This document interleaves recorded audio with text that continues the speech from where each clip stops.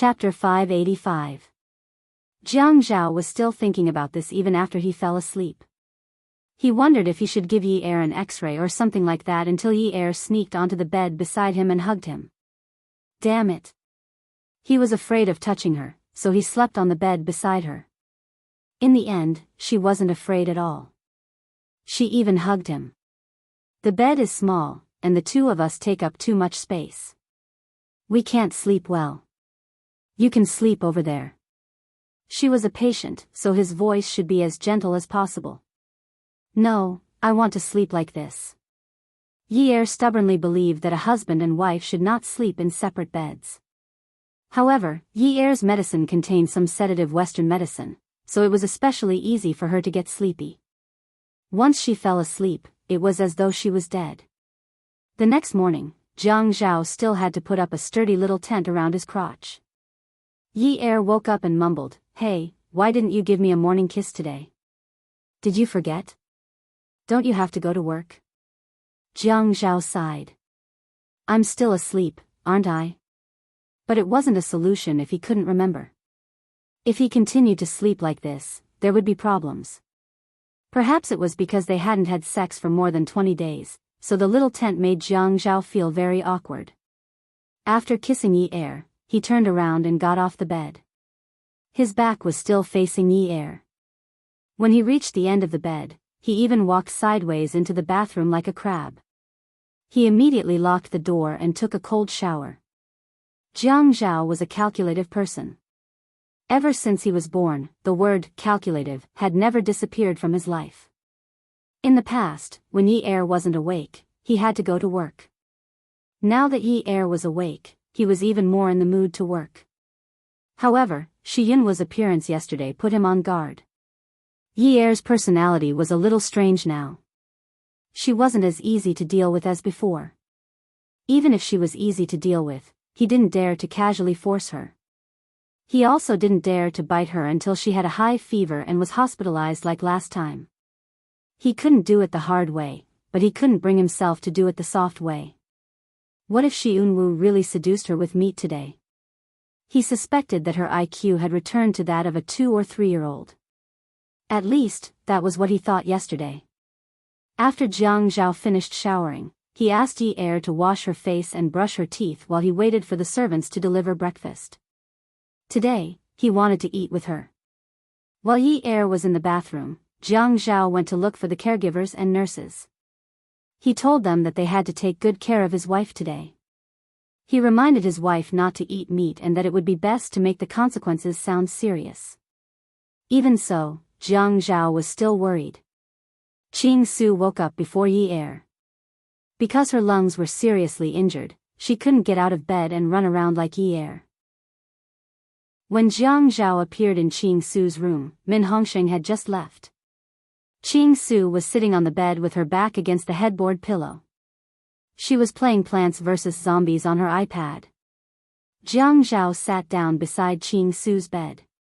"Qing Su, are you feeling better?" Qing Su logged out of the game. Her face still had some baby fat, but when she smiled, the two beautiful dimples on her cheeks looked very sweet. She nodded. "I'm much better. Where's older sister Yi Er?" Jiang Zhao knew that Qing Su was very different from Min Zikai. At least, Qing Su was innocent. Even if she wasn't, the fact that she dared to chase after the criminals for Yi Er's sake showed that she had a good relationship with Yi Er. Handing this mission to Qing Su should be able to succeed. She's much better now. She can get out of bed now. I'll ask her to come and play with you later, okay? Really? That's great. I was just thinking that it was boring to sleep in the hospital every day. But you guys better not eat meat secretly. Last night, my heart softened and I gave her a piece. She vomited until she was a mess. I can take supplements now. It shouldn't be a problem to eat some meat, right?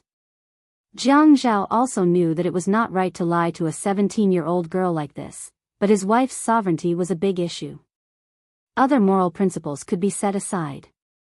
If he had nothing to do and stayed here every day, it would be fine, but he still had to feed his family, right? She'll probably be able to eat tonight. Wait until I get off work. She just vomited yesterday, so I don't dare to take the risk. Qing Su's attitude towards Jiang Zhao was completely different from her attitude towards family Min. If Min Zikai saw this, he would probably vomit blood in anger. That's true. It seems that her stomach is quite weak. It's okay. Ask her to come and find me, or I can go and find her. I'll ask her to come and find you. Your lungs haven't fully recovered yet. If you move around too much, it'll be troublesome. After she has breakfast, I'll ask her to come over. Jiang Zhao continued to be shameless. After careful consideration, he felt that it was useless to just remind her. It was better to let Yi Er play with Qing Su all the time. Even if Shi Yunwu came, he would not be able to find Yi Er. Naturally, he would ask the nurse to bring Qing Su's medicine and change the bedding. Oh right, he also reminded the nurse not to reveal Yi Er's whereabouts to the public. With someone accompanying her, Qing Su was naturally happy. She nodded happily. Okay. The moment Jiang Zhao stepped out of Qing Su's ward, he immediately put away his humble and friendly expression and smirked evilly. When he entered Yi Er's ward, his mother was already setting up breakfast. Yi Er was sitting at the table, waiting to eat porridge. Jiang Zhao walked over and sat down at the table to the left of Yi Er. He took the chopsticks from his mother and said, "Thank you, Auntie Li." His mother smiled and said, "What are you thanking me for? You guys eat first. I'll clean up later."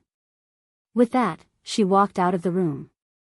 Yi Er picked up a piece of dried radish for Jiang Zhao. "Luo, this is your favorite. Have you finished all the dried radish at home? If you have, I'll ask the kitchen to get some more when we go back to Grandpa's house. Also, I haven't eaten breakfast at home for a while." "Jiang Zhao, am I seriously ill? I asked just now and found out that I've been asleep for more than 20 days. Dad and Si Jia must be worried, right?" Jiang Zhao tightened his grip on his chopsticks. He was unhappy, but he also found it ridiculous that he would be jealous of his father-in-law and Si Jia. It was only human nature. He had been worried that his father-in-law would not be able to take the agitation due to his old age, so he did not allow him to come over to keep watch at night. Moreover, his father-in-law had been hospitalized because of a myocardial infarction. If he were to collapse, this family would not have peace. Because of this, he had even applied for leave from Si Jia's school and asked the driver to send Si Jia home every day. She knew that her father-in-law and Si Jia would be worried, but did she not know that he would be worried? She felt a little stifled. She was thinking about the bigger picture and did not want to argue. Dad and the others are fine. You're not seriously ill either. You're fine now, but... Yi Er asked, "But what?" Jiang Zhao said, "You were in a car accident. Do you still remember what happened?" Yi Er lowered her head. "Yeah, I went to buy crabs and was taken away. After that, a lot of things happened. It was a little chaotic. It was so chaotic that she did not want to piece it together." Yi Er instinctively rejected the thought of remembering what happened back then. Every time she recalled it, it would feel like she was experiencing it all again. She knew that she had died once, so after she woke up, she was especially concerned about the feeling of being alive. Since she was alive, she did not want to think about the past that made her feel worse than death. For example, the blood that covered her face, the disappointment and despair that attacked her again and again. She knew that she had been kidnapped, but she refused to think about what happened after she got into the car. She even wanted to get rid of all these memories. Getting rid of the things that made her sad and painful was the meaning of being alive. Jiang Zhao saw that Yi Er's eyes were dark and gloomy. She had a lot on her mind. Should he not mention it? If he did not mention it, how could he let her go to Qing Su's place? He gritted his teeth and felt that he was being too cruel. Yi Er, if it wasn't for Qing Su blocking the car of the person who kidnapped you and even ramming her car into it, you wouldn't have been in a coma for 20 days. Lulu. Yi Er was stunned. The person who had chased after her car that day was not Min Zikai, but Qing Su. It was actually Ching Su. She did not want to think about it at first, but there was someone who told her that one should not be ungrateful. After that, her memories started to come back to her. Ching Su, the fiery red cayenne, and the fresh green willow branches appeared in her mind. After that, her memories started to piece together. As she pieced them together, her shoulders started to tremble. Her whole body was shaking, and her tears fell like rain. Her voice was weak and broken. I know. If it wasn't for Lulu, I would have been chopped into minced meat and fed to the fish. She was terrified. At that time, she was terrified. Even now, when she thought about it, she still could not escape that feeling. There were some things that made one's legs weak when they were experiencing it, but after experiencing it, one's spirit would be shattered. Jiang Zhao suddenly regretted it. He wished that she was still a little silly like yesterday. Chopped into minced meat and fed to the fish? Would she be threatened and frightened like this? To think that he did not think that there was any change in her after she woke up. Just one sentence from him was enough to agitate her to this extent. He quickly put down the chopsticks in his hand and moved the stool over to sit beside Yi Er. Jiang Zhao stretched out his arm and hugged Yi Er's shaky shoulders. Yin Yi, don't cry. Everything is fine now.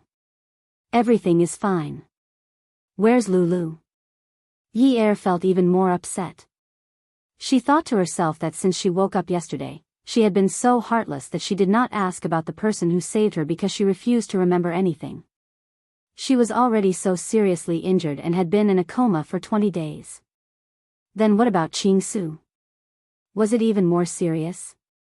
Jiang Zhao listened to Yi Er sniffling non-stop and thought to himself that he should take the day off so that she would not be agitated. However, Yi Er continued to ask, I know that there was a car that kept chasing after the car that kidnapped me that day, but I didn't know it was her. I thought it was Min Zikai. My car crashed really hard and I even hit my head against the car that kidnapped me a few times. I know everything. I can feel it. Yi Er covered her face. Tears flowed out between her fingers and her sobs sounded a little suppressed. She's fine. Jiang Zhao said against his will. He hugged Yi Er even tighter. Should he get her a psychiatrist? The difference in her mood from yesterday was too great. It was so great that he couldn't recover from the fact that she had used all sorts of methods to get him to eat meat yesterday. Ah, Zhao. Yi Er reached out to cover her face and hugged Jiang Zhao. She sank into his embrace. Don't lie to me. When I was in the car, I heard that man curse a few times. F***ck, do you want to die? There's no way she'll get better. Ah, Zhao, tell me. Yi Er started to suspect that there was something she didn't want to recall. Ah, Zhao? It sounded so natural to call her that. It sounded so heartfelt. Hadn't she been using him all this time? Hadn't she been trying to please him against her will? Songshu 566. Chapter 586. Jiang Zhao hesitated again and again. If he didn't tell her, she would definitely be upset. Ching Su was an optimistic girl, as though nothing was a big deal to her. If Yi Er saw Ching Su's current state, she would definitely feel less guilty. She's staying next door. She woke up before you. Yi Er looked up at Jiang Zhao. Really? Then I'll go and see her. I don't know if she'll blame me for not visiting her until now. She won't blame you. You just woke up too. Jiang Zhao rubbed Yi Er's little face. The more he rubbed it, the softer his heart felt, just like her face. Okay, I'll tell the nurse later to inject your medicine. You can play with Ching Su until I get off work. She's bored too, so I went over to see her playing Plants vs. Zombies. I'll bring 2 computers over later, and you can play games together. Sure. Since I can't be discharged, it's good to have company. Lulu and I have quite a lot of fun. Jiang Zhao sighed. After the 2 of them finished eating, Jiang Zhao arranged for Yi Er to be sent to the room next door. He even told the nurses not to reveal his wife's whereabouts to the public. Ching Su was indeed a very optimistic girl. When Yi Er asked her how she was, she laughed and said, "Huh, what do you mean by how I'm doing? I'm already fine. Didn't I just hit my chest on the steering wheel and a rib pierced my lung? It's already been pulled out. I think I'll be able to be discharged in a few days." When Yi Er heard this, she was so agitated that her face turned pale. What? A rib pierced her lung? How weak was the lung? She actually laughed and said, "Lulu." Yi Er sat on the bed with the bedding changed. Her computer was placed on the table beside the bed. She had just turned it on when the music started playing. However, her voice was not as smooth as the background music of the computer, and it was trembling. "Lulu, you actually suffered such a serious injury." Yi Er could not continue playing the game. She was only unconscious and scared, but Ching Su's ribs were broken and her lungs were injured. Jiang Zhao lied to her that Ching Su was fine, and Ching Su herself said she was fine. When Ching Su saw Yi Er biting her lip and about to cry, she spat in her heart. Didn't Jiang Zhao tell Yi Er? Did she say too much? Good heavens. Yun Yi. How did you become like this? You're always crying. I can't stand you. Did you become a resentful woman after you got married? Is that why you pee all the time? What horse pee? Yi Er was still feeling sad when he realized that the person he was sad about was looking down on him. Horse pee? She was shedding tears. Ching Su was a girl who had been swindling and cheating with her mother since she was young. Although she had stayed in the Min family for a few years, she still spoke some rascally words. Yi Er was stunned. She wanted to laugh out loud, but she was afraid that it would hurt her lungs, so she could only chuckle. Don't you know that if you cry too much, it will become urine? And it's horse pee. It's really big. Do you know about horses? It's really big. Yi Er was touched, sad, upset, and guilty. All of her negative emotions were suppressed after Ching Su said that her tears were horse pee. She could not cry in front of Jiang Zhao anymore. If she cried too much, it would be pee. Ching Su sat on her bed. Just like Yi Er, the computer that Jiang Zhao brought over was placed on the table in front of her. She raised her head and glanced at Yi Er's computer. Come on, let's play 2 rounds. Let's play. LOL is a game from Tencent, League of Legends LOL. Ouyang Yen was sitting in Jiang Zhao's office. Jiang Zhao was handling official business. Ouyang Yen was sitting on the sofa in the reception area, quietly reading the newspaper. She seemed to be very patient. But from time to time, she would raise her wrist to look at her watch, revealing her mood. Jiang Zhao approved the documents and pressed the secretary line once. Lu Cheng, come in. Get someone to send the documents to the 7th floor. He hung up the phone and opened another file. It was as if Ouyang Yen was not even sitting in the office. Ouyang Yen did not mind, but she would occasionally knock on the coffee cup to make a little noise. She wanted to attract Jiang Zhao's attention, but she did not want him to think that she was the one who spoke first. Jiang Zhao lowered his head. His eyes moved quickly through the opened file. He spun the pen in his hand quickly, swapping the position of the tip of the pen and the end of the pen. The end of the pen stopped at the key point in his eyes. He tapped it again and again, as if he was thinking about something. Ouyang Yen could not help but sigh. Jiang Zhao's voice was heard. Yan Yan, don't you have to go to work today? Ouyang Yen was delighted. She looked up and saw that Jiang Zhao was still buried in the file. She bit her lip, stood up, and sat opposite him. After all, he was the one who spoke first. It would be better to find a suitable position to talk. I applied for leave. Applied for leave? The Shin Hospital is very open-minded. You allow people to apply for leave so easily? Jiang Zhao asked 2 questions, but he did not raise his head to look at Ouyang Yen. Ouyang Yen had always been dressed plainly. Because of her good condition, she was like a lotus from clear water, a natural carving. There was no need for her to chase after fashion. It was precisely because her beauty was natural and refined that her expression and actions had always been like that of a fairy.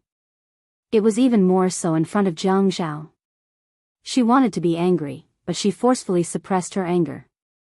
"I want to talk to you about something." "Go ahead," Jiang Zhao said lightly. "Do you hate me here?" Yang Yan exhaled and said this gently. Jiang Zhao looked up and smiled. "You actually came here to talk to me about this?" "The next time I see your Dean Shen, I have to have a good talk with him about the attendance of civil servants. This won't do. He can't mess around with the party building. Last time, he wanted to find trouble with me. Looks like I can take revenge." Yang Yan was a little angry at the beginning, but now she was furious. Jiang Zhao clearly knew that Shen Kai had pursued her in university. Now, he actually mentioned this person without any ill feelings. She had always been arrogant. She bit her lips and did not voice out her dissatisfaction. At least, she felt that now was not the time. "I'm here to talk to you about Yun Hongwei. I think you should do something about it." Jiang Zhao put down his pen, leaned back, and smiled. "Because several of Yun Hongwei's cases are related to your family Ouyang, right? During the tsunami, almost all of the pineapples were bought out and later sold to a mahogany furniture manufacturer at a high price. But the loan was approved by your uncle? Also, Yun Hongwei's case in 2003 was obviously going to blow up, but it was suppressed by the provincial TV station head through his connections. And for the station head to be promoted, your father contributed a lot." "Jiang Zhao. You actually know about it?" Yang Yan's face changed. "You know about it, but you only care about me now." Beauty novel, Songshu 566. Chapter 587. Pretentious? Jiang Zhao smiled. "Yun, since the Ouyang family is also involved in this matter, why do I have to take care of it alone?" Yang Yan was stunned. "What do you mean? Are you saying that you don't want to take care of it? It's better to deal with this matter impartially. In my position, I can't bend the law for personal gain even if it's my father, let alone my father-in-law, right? We both graduated from law school. Don't tell me that Yun doesn't understand this principle. If Yun Hongwei goes in, Yun Yi will blame you. Does it matter? She's my wife. If her father is innocent, he naturally won't go in. But if he uses unorthodox means and gets in, will this account be blamed on me? What is this? Logic? Are you determined not to take care of it? The law has its own fair place. If we destroy this fairness artificially, it's unfair to the people, isn't it?" Yang Yan held her forehead. Her dignified and reserved manner was about to be exhausted. The recording pen in her bag was still running. She didn't expect that nothing useful would be recorded. She had always thought that Jiang Zhao didn't guard against her. At least, as long as she didn't mention his marriage and Yun Ye's feelings for her, he still had a special kind of feelings for her. "Second brother, someone wants to make a big deal out of this matter. If you help Yun Hongwei, you'll also help me." Yang Yan spoke softly. The title, second brother, had always belonged to her. Even when they were intimate lovers, she still called him that. Every time she saw him, she tried to use this title to tell him that they had a past, and a glorious past. Jiang Zhao glanced at the electronic sensor under the table and shook his head. Yun, the innocent will be cleared of this matter. No one can help each other. Go back early. After Yang Yan left for a while, Jiang Zhao remained silent. How serious was the situation? That was why the Yang Yan tried to record some of his words to threaten him. Who was the one causing trouble recently? He did not know if he would still be in the mood to return to Jiang District to hold the wedding banquet. Jiang Zhao had called Yun Hongwei last night to tell him that Yi Er had woken up. Yun Hongwei had originally planned to visit Yi Er early in the morning. Later, Jiang Zhao called and said that Yi Er was staying in the ward next door today. He would call him when he went over. She received a call from Yun Hongwei, saying that they had arrived at the hospital. Yesterday, she forgot to ask about the ward next door. Jiang Zhao said that it was on the right side.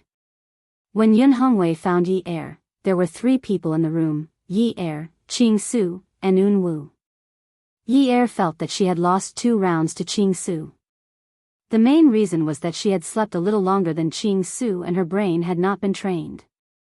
Un Wu saw that Yi Er was a little unconvinced. In front of Qing Su, he did not speak to Yi Er in a doting tone. Instead, he spoke in a light tone like a friend. Then wait until your brain is better before playing. Qing Su shook her head proudly. Un Wu, why don't we play a few rounds? How about that? Sure, but I'm not skilled. You have to give in to me. Qing Su burst into laughter. Aren't you embarrassed? As a man, you should ask a woman to give in to you. How dare you say that? Aren't you embarrassed? Un Wu glanced at Yi Er and shrugged at Qing Su, who was smiling. What's the matter?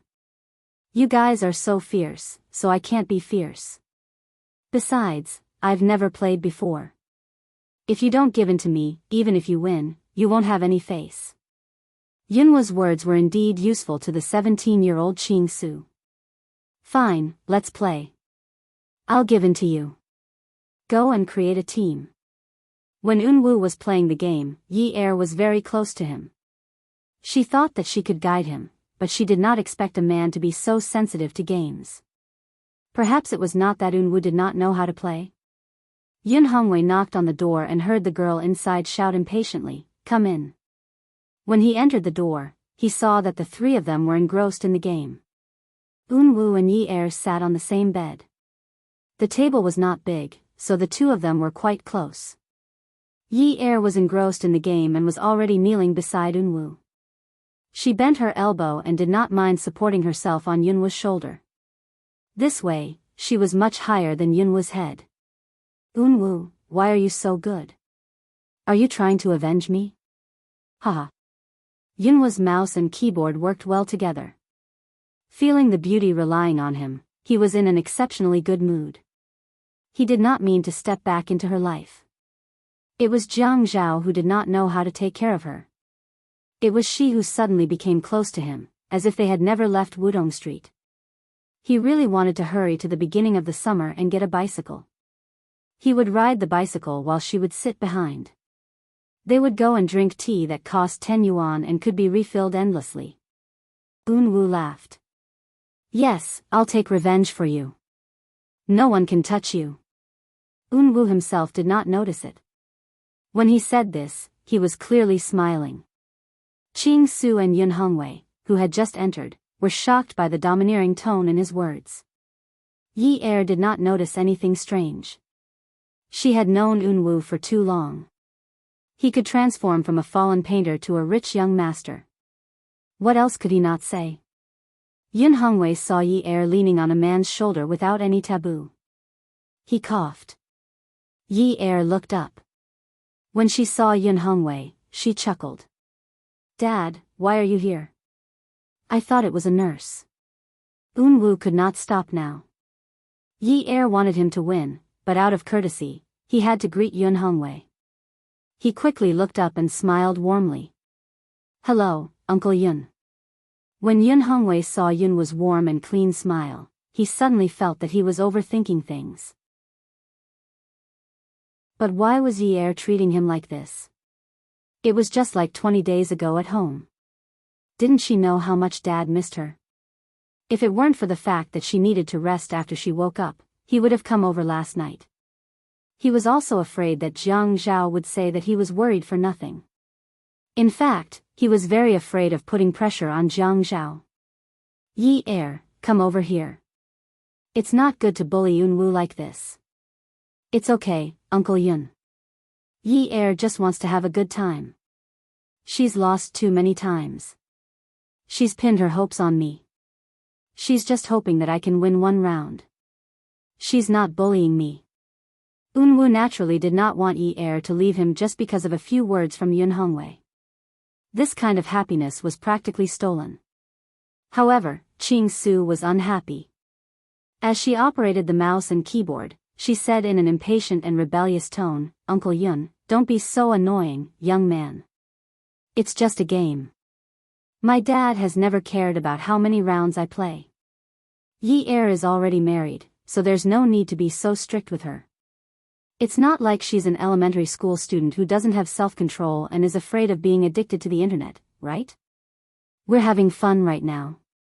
When Ching Su said this, she did not even raise her head.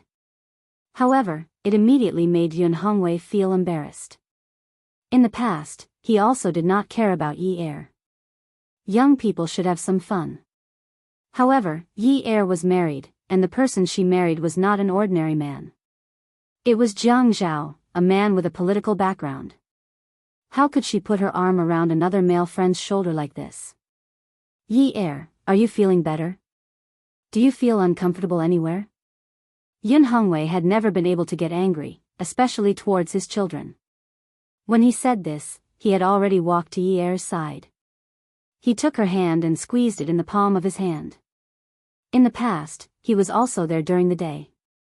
Other than accompanying Si Jia at home during the weekend, he would also hold her hand like this. However, now her hand was clearly much warmer.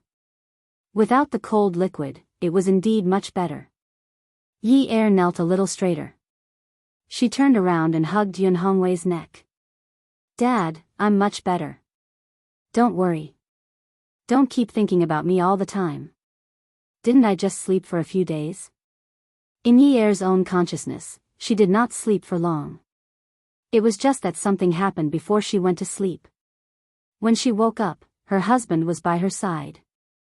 The next day, her father came over. Wu felt the pressure on his shoulders suddenly disappear. His heart suddenly felt empty, and all his thoughts were gone. Yun Hongwei saw Yi Er hugging him, so he quickly carried Yi Er up to prevent her from continuing to get close to Wu. Yi Er's hearty laughter filled the room. Ching Su turned her head and happened to see the warm interaction between the father and daughter. Her eyebrows suddenly straightened and darkened. The layout and decoration of the house were the same as Yi Er's ward. Yun Hongwei carried Yi Er to the table by the window and asked her some trivial things. Yi Er told Yun Hongwei about the meat incident yesterday. Yi Er was very regretful that Wu did not bring her meat today. He brought her a vegetarian chicken. Vegetarian chicken was clearly tofu, but he insisted on calling it vegetarian chicken. However, Yun's clear eyes told her that this was his first time buying takeout. He did not know that vegetarian chicken was tofu and not a real chicken. In fact, Wu had been conflicted about this matter for a long time.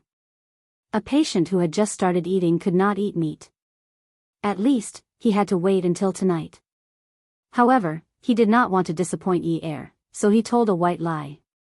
Ching Su was completely attracted by the interaction between Yi Er and Yun Hongwei. Yi Er's smile told everyone that she was happy. The game could not continue. Whether it was Ching Su or Wu, both of them seemed to have reached a tacit agreement to stop the war and withdraw. Wu was a likable boy, especially when he took off his suit and put on casual clothes. He was clean, elegant, and beautiful. As long as he was willing to smile at you, he could definitely buy you over. Ching Su felt that with Wu and Yi Er here, it was much livelier. However, Yun Hongwei was an elder. If he was her father, it would be fine. However, he was Yi Er's father.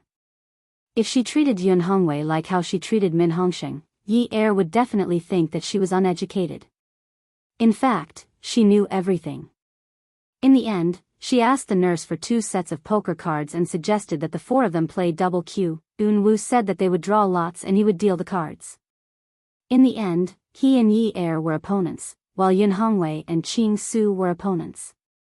As it was too boring to stay in the hospital, they also suggested gambling. Although the stakes were not very high, it could still arouse people's enthusiasm. Wu was always able to control the tides and not let anyone feel bored because they kept losing. Jiang Zhao rushed to the hospital after work. After knocking on the door and entering the room, he saw Yi Er holding a poker card and angrily reaching out to hit Wu. This kind of play was too intimate. Ad. Shinwu 799. Chapter 588. Yun Hongwei smiled knowingly.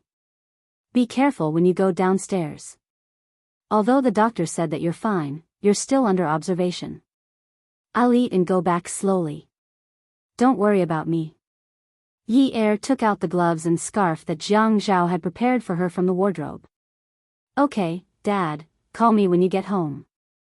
Okay. Go quickly. Yi Er left the inpatient department and left a voicemail message for Jiang Zhao to ask where he was. Her intuition told her that he had gone to the north of the city.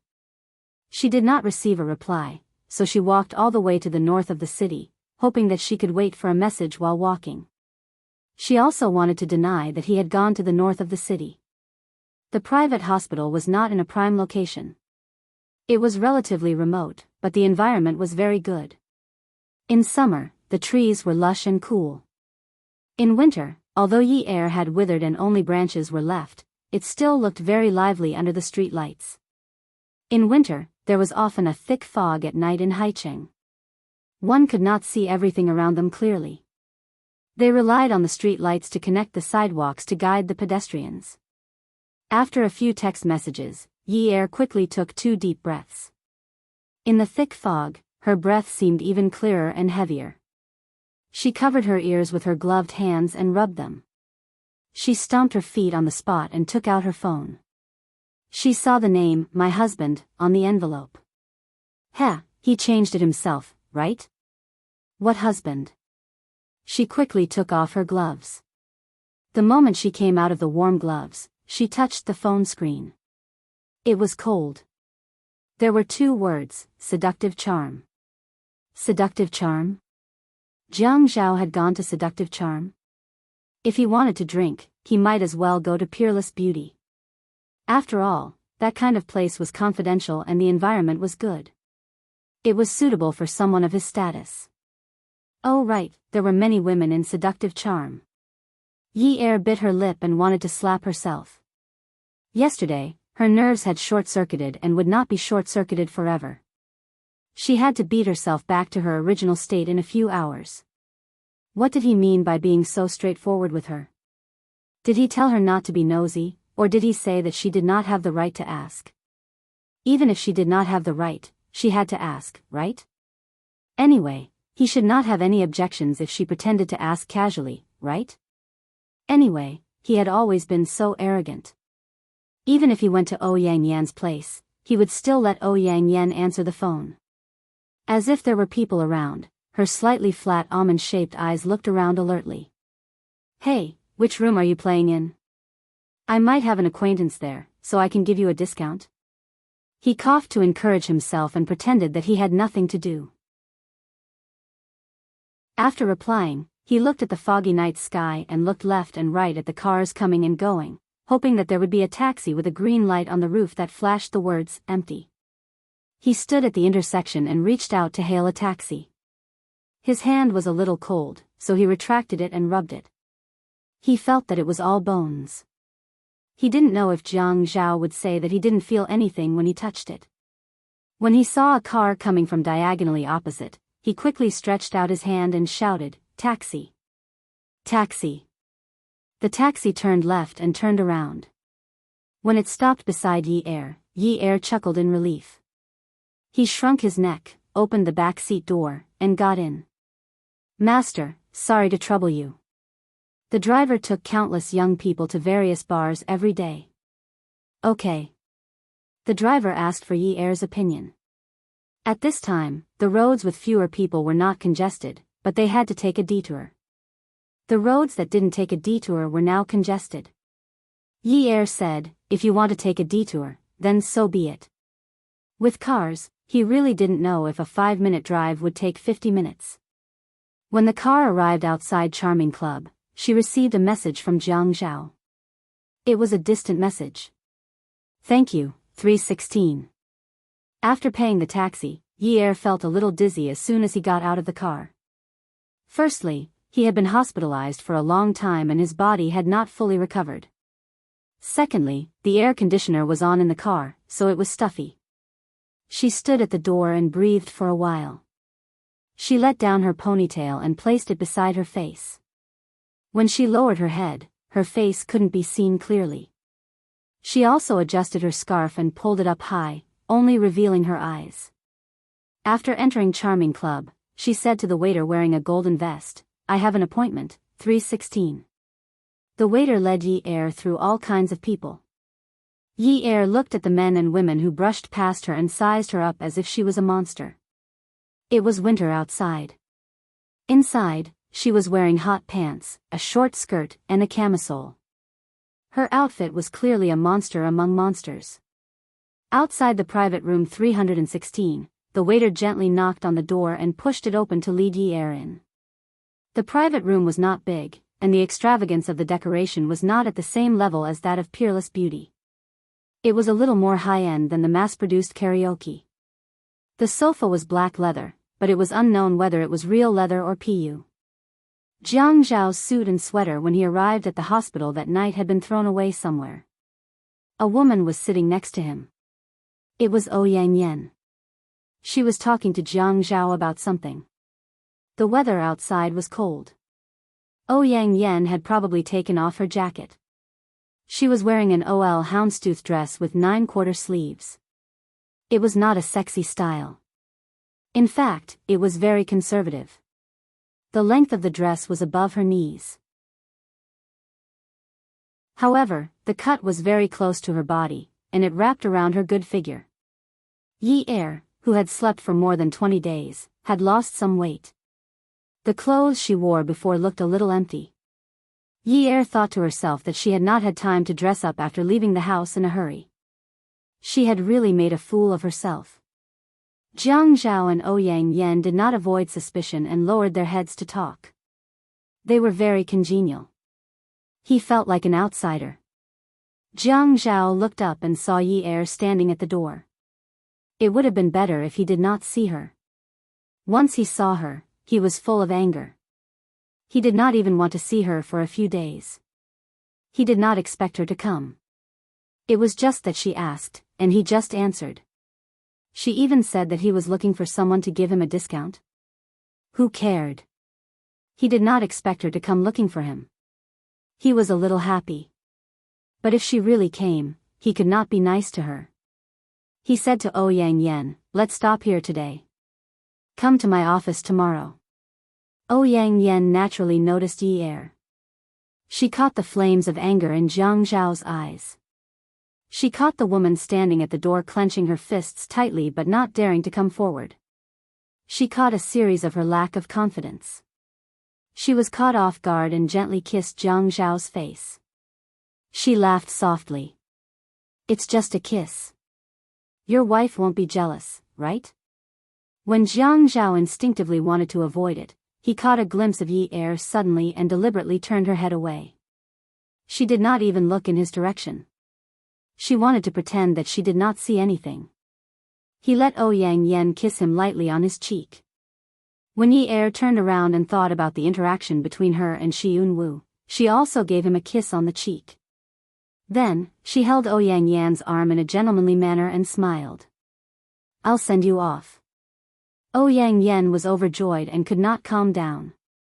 She smiled shyly. "Okay." She ignored Yi Er and walked to a corner of the private room.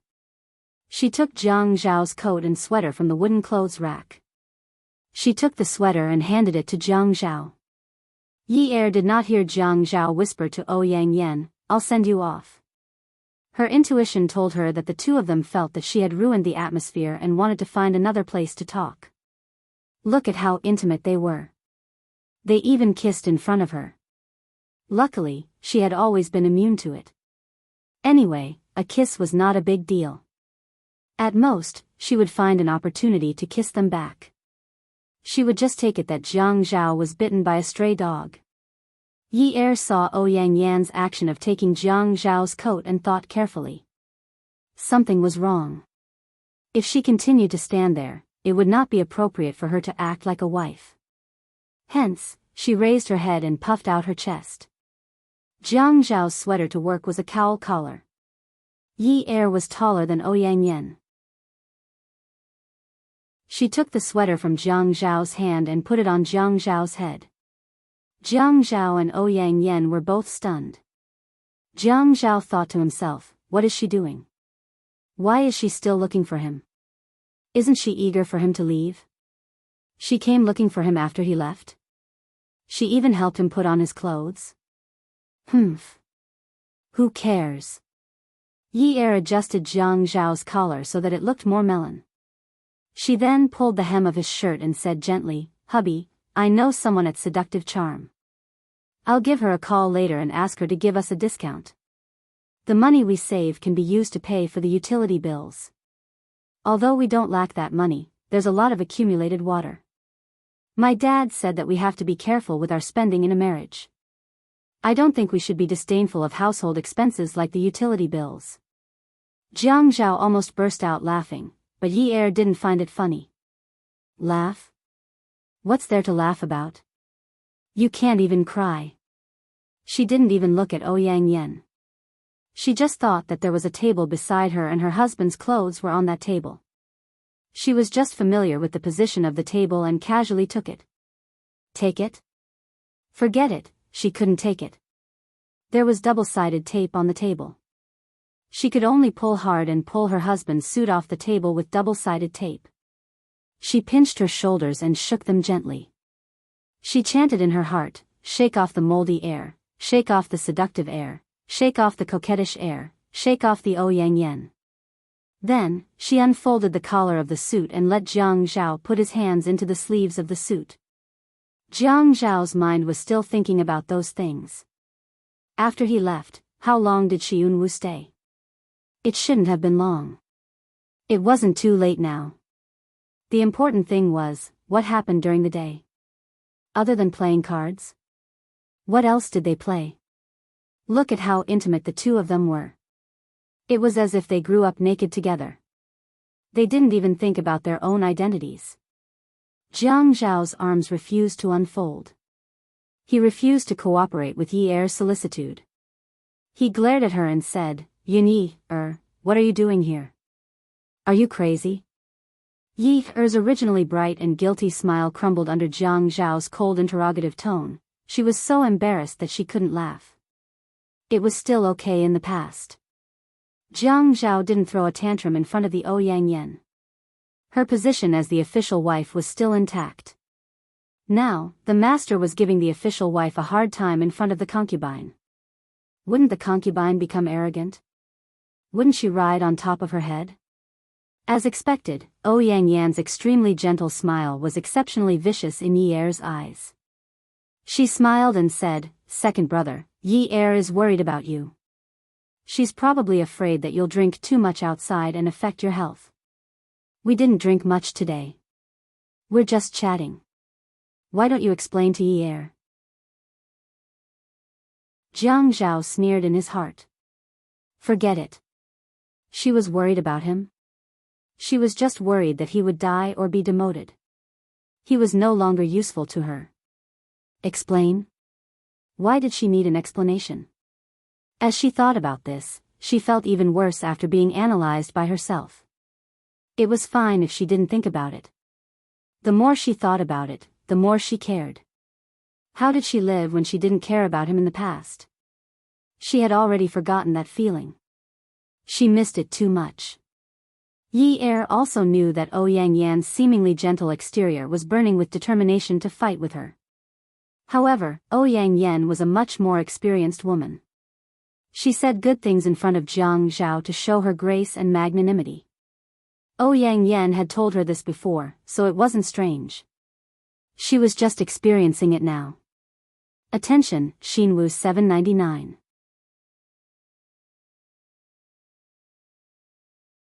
Chapter 589. Look, she was such a considerate, gentle and kind mistress. If she was late, her position with Ouyang Yan might have been swapped. Jiang Zhao might have married Ouyang Yan, and she would be the one living in the north of the city. But Grandpa Deng had said that a white cat or a black cat was a good cat if it caught mice. Although there were many problems after the reform, the gears of history would still move forward. Although she and Jiang Zhao had a lot of conflicts after they got married, her father was right. She knew about the ancient sayings between husband and wife. I'm sick. It's not like you don't know that I'm sick. There seems to be something wrong with my brain. I'm mentally deranged. I am crazy. Yi hated that Jiang Zhao did not leave any leeway for her in front of Ouyang Yen. Although she hated Jiang Zhao, now that she remembered those wishes that she did not want to remember, she could only go through fire and water for those wishes. Anyway, even if I become crazy, I am still Mrs. Jiang. I am still not Mayor Jiang's crazy Mrs. Jiang. So what if you have something to say? Yi Er looked at Jiang Zhao when she was talking. Her neck was straightened. She had lost a lot of weight, and her neck was slimmer. She looked weak. But you must not look at her eyes. Her eyes were filled with stubbornness and determination. She was still holding the suit in her hand. She looked like she would not put it down if Jiang Zhao did not wear it. In Yi Er's eyes, it was not about wearing the suit or not. This was a status that she wanted to fight for. She could not care less about Jiang Zhao's past. She could not care less about how many women he had in the past. She also could not care less about whether she was in his heart or not. What she wanted now was a status. A status that she must have in front of this arrogant love rival. She had acted coquettishly, acted cute, and acted pitiful. She had already told Jiang Zhao that there was something wrong with her brain. She was afraid that she had lost her brain. If Jiang Zhao was not satisfied with her, did not sympathize with her, and did not pity her, she would never be able to hold her head up high in front of Ouyang Yen.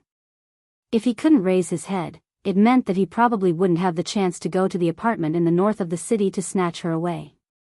Ouyang Yen said that Jiang Zhao didn't drink. They were just chatting and having fun. Jiang Zhao drank a lot at the beginning.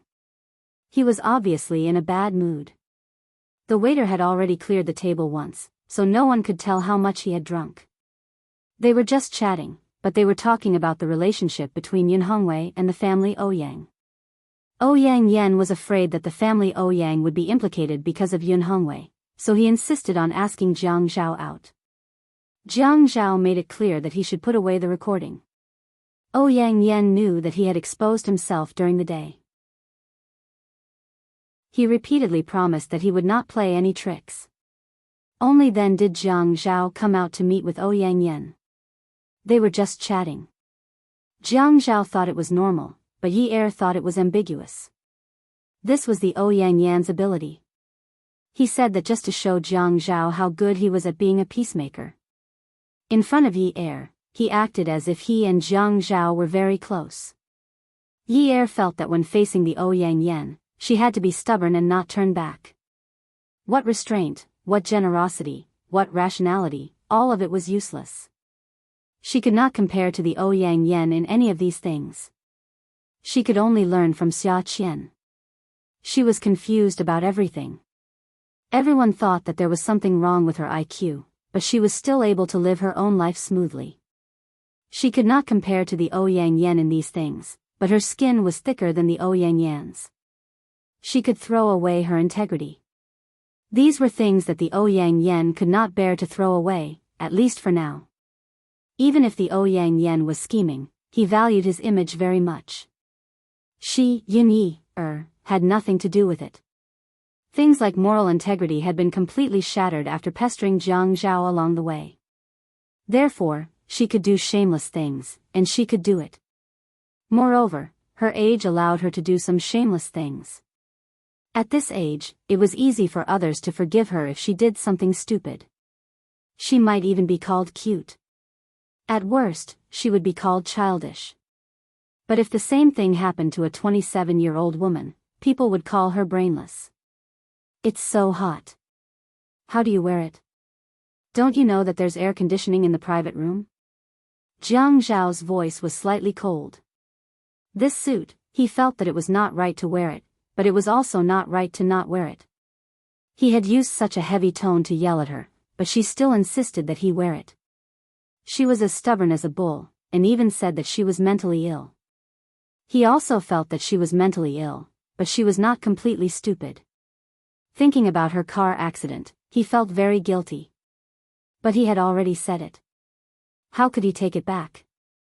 A man who did not keep his words, was he still a man? How could he work? What kind of career could he have? Yi Er felt that she should stop. Jiang Zhao had already given her a way out. The reason why he did not wear it was because the room was too hot. It had nothing to do with anything else. She could not continue arguing. Otherwise, who knew what the Ouyang Yen would do? He folded the suit and put it on his arm. Yi Er was originally standing opposite Jiang Zhao, and the Ouyang Yen was standing on Jiang Zhao's left. At this time, Yi Er squeezed to the left of Jiang Zhao and pushed the Ouyang Yen back. She reached out and held Jiang Zhao's arm. "Hubby, have you eaten dinner?" Jiang Zhao did not push Yi Er away, nor did he care about the Ouyang Yen who had been squeezed behind Yi Er. He sneered coldly and said with a hidden meaning, "Yin Yi Er, are you stupid?" She still knew to ask if he had eaten. At that time, he went to the hospital. It was lunchtime. He left the hospital with a stomach full of anger. How could he eat? Later, the Ouyang Yen asked him to come here and drank a stomach full of wine. Yi Er was glad that Jiang Zhao was willing to pay attention to her. She could take the sarcasm. She felt that it was much better than the cold and fierce words just now. She shrugged and said casually, "Actually, it's hard to say. I'm sometimes stupid, and sometimes not. It's completely automatic. It changes according to the temperature. It's not under my control." Jiang Zhao smacked his lips. "Oh, so you're saying that you don't usually use your brain to control your behavior? Isn't the category of stupid and not stupid controlled by the central brain? Your body? Are you saying that you usually use your body to control the question of whether you're stupid or not?" Yi Er felt that she had been tricked by herself. The reason was that her knowledge was limited. She shouldn't have brought up such a topic that had a lot of variation between words. If she continued to talk about any of the branches, she would be dead. She was obviously no match for Jiang Zhao. "You can't say it like that, then what do you mean? Or are you trying to tell me that you don't have a brain at all? That's why when your body controls your body, there will often be situations where the same poles repel each other. That's why you hit the line. That's why you're stupid." Yi Er was confused by this topic that was getting deeper and deeper. It was becoming more and more illogical. Since she had said something wrong, she might as well change it. "Who said that I don't have a brain?" Jiang Zhao had drunk too much. The more he said, the more he wanted to laugh. Do people with brains use their body to control whether they're stupid or not? You've heard of clumsy people, but have you heard of stupid people? All right, I have a brain. Whether I'm stupid or not is controlled by my brain. I can completely control it. This is not an automatic, it's a manual. You use your hands to control your brain? Jiang Zhao. Yi Er felt that she had gone from being dizzy to collapsing. Ouyang Yen bit her lip as she stood between the two of them. She did not know what was the point of this topic. Only a woman with a low IQ would talk about such meaningless topics with a man like Jiang Zhao. The things that she had discussed with Jiang Zhao in the past, a woman like Yunyi would never be able to get a word in. A woman like Yunyi was indeed not fit to stand next to Jiang Zhao. The difference between them was really too big. Jiang Zhao was so anxious that Yi Er suddenly stomped her foot and bared her teeth. He laughed a few times. Seeing how anxious she was so anxious that her face was flushed red. She must have felt that she had lost a lot of face. That was why she was acting like this. Did she still know how to be thick-skinned? The three of them stood rooted to the ground. At this moment, Yi Er wanted to change the topic. If she continued talking, she would not be stupid. Her brain would definitely be in a vegetative state by Jiang Zhao. It had completely entered a dormant state and did not need to move at all. She turned around. Zhao has already put on her clothes and is ready to leave. Sister Yen still has an appointment. Are you waiting? We won't disturb you then. Sister Yen, please go ahead. Jiang Zhao suddenly remembered that he wanted to send Ouyang Yen off. He walked around Yi Er before looking at Ouyang Yen. Yun Yun, put on your clothes. Let's go. Yi Er did not manage to swallow her saliva. She was so agitated that she started coughing non-stop. Adulterous couple. It was one thing to scold Jiang Zhao and Ouyang Yen for being adulterous in her heart, but she also had to learn from Ouyang Yen, right? She did not care whether they were going to leave or not. Anyway, she had already lost a lot of face today. She just had to pretend that she did not feel embarrassed. How could she really let the adulterous couple leave? She had just woken up not long ago. Although she could jump around and travel thousands of miles in the cold winter to find her husband, it was a little exaggerated, but art came from life. So what if it was thousands of miles? Didn't the ancients also mess up quantifiers when they wrote poems? At most, she was just inheriting a good tradition. Anyway, Jiang Zhao had already said that it was scary for her to be uncultured. It was normal for her not to know how to count. Even though she could climb up the stairs to the 3rd floor without eating, she was still a patient, wasn't she? This was an undeniable fact that no one could deny. It was normal for a patient to be a little confused. It was pardonable for her to pretend that she did not understand the adulterous relationship between the adulterous couple. Hence, Yi Er held Jiang Zhao even tighter. She leaned her head on his muscular arm, making the two of them look more intimate. She looked at Ouyang Yen and smiled like a virtuous lady. Sister Yen, hurry up and put on your clothes. We're waiting for you. But in her heart, she was scolding. Wait my ass. Hurry up and put on your clothes and go home by yourself. However, she clearly noticed a flash of anger in Ouyang Yan's eyes. Huh, little guy, if you have the ability, don't be angry. Why? Are you blaming me for ruining your good time? Who asked you to ruin my good time? You're right. You ruined my good time, but I'm not allowed to ruin yours. What kind of dream are you having? You must be dreaming. Jiang Zhao did not expect that Yi Er would also want to go. He was just going to send someone off. Besides, he had already agreed. I'll get the designated driver to send you back to the hospital first. Why are you running around outside? Yi Er held Jiang Zhao's arm and leaned on Jiang Zhao. Her voice was soft and gentle. I've been cooped up in the hospital for more than 20 days. I wanted to come out for some fresh air. It's so suffocating. She complained in her heart. Do you think I want to go out for some fresh air? Little girl, I can't even stand properly. You heartless man, don't you know that your wife hasn't recovered yet? Awesome novel, Hongcha 866. Chapter 590. You really? Jiang Zhao held his forehead. He had to think of a way to get her back to the hospital. Looking at Ouyang Yen, who had already gone to get her coat, Jiang Zhao said, I have something to say to Yun Yun. What are you going to do? I can listen in.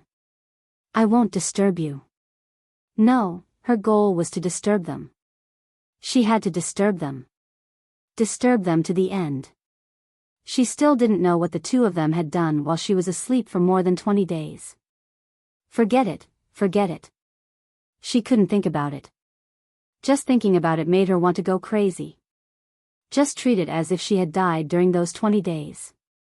Even if she had died, she couldn't ask a man to be a widow for her, right? But wasn't she alive now? No, this wouldn't do. Couldn't he be a widow for her? Although it wasn't appropriate to use widowhood on a man, wasn't equality between men and women now advocated? She couldn't think about it anymore. The more she thought about it, the more she would be driven to a dead end. Listen in? Jiang Zhao thought to himself that it was precisely because he couldn't let her listen in that he stopped talking when she came in. She had just woken up. She didn't care about him, but she cared about Yun Hongwei. If she was stimulated to the point that something happened to her body, it would be his hard days again. Ouyang Yen put on a camel gray light fur coat and carried a simple black bag in her hand. She was really an elegant young lady from a famous family. Looking at the two of them cuddling together, she smiled, let's go. I've got my things. In the car park, Jiang Zhao pressed the lock on the car. Yi Er immediately let go of his arm and ran forward. Ouyang Yen wanted her image and liked men to help her open the car door. She didn't care. She had hands and feet, so she could open the car door herself. So, she ran to open the door to the front passenger seat and sat in. She wouldn't give Ouyang Yen the chance to sit next to her husband. Ouyang Yen gritted her teeth. How shameless. The Yun family used to be a rich family. How did they raise such a shameless daughter? Jiang Zhao opened the back door for Ouyang Yen and let her get in. The moment Yi Er touched the chair, she felt as if she was about to collapse. The first floor of Charm Club was a disco with strong music, while the third floor was a private room. Charm Club was a place where young people would spend their money. The decor was more rebellious and trendy, and very few people would take the elevator. Not to mention the fact that it was surrounded, there was no atmosphere. Therefore, when they went to the third floor, a waiter in a golden vest led Yi Er up the stairs. Her body was not in good condition, and the heavy metal music made it difficult for her to breathe. When they reached the third floor, they entered a private room. Charm Color's decoration couldn't be compared to Peerless Beauty's, and the smell inside wasn't as fresh as Peerless Beauty's. The air didn't seem to circulate as well. It was probably because the cost of the oxygen pipeline wasn't on the same level as Peerless Beauty's. Along the way, Yi Er's chest felt stuffy and short of breath. Jiang Zhao got into the car and pulled the door shut. He inserted the key into the keyhole and turned it. While the car was starting and waiting for the car to warm up, Yi Er was already leaning against the seat, seemingly asleep. Seriously. Jiang Zhao rolled his eyes at Yi Er. She was so annoying. He didn't know why she was here. He reached out and touched her forehead. He didn't take off his down jacket because he was afraid that turning on the air conditioner would make her feel too hot. All 4 car windows were rolled down slightly. After Ouyang Yen got into the car, she habitually took off her jacket. She sniffed and felt that the warmth hadn't returned yet. Second brother, why didn't you turn on the air conditioner? Jiang Zhao felt that it was about time for the car to warm up, so he stepped on the accelerator. As he steered the steering wheel, he said, Yunyi is probably sleepy, so let her sleep for a while. I was afraid that she would feel hot if I turned on the air conditioner, so she wore quite a lot of clothes. As he said this, the car drove out of the parking lot and onto the small road leading out of Charm Color's open-air parking lot.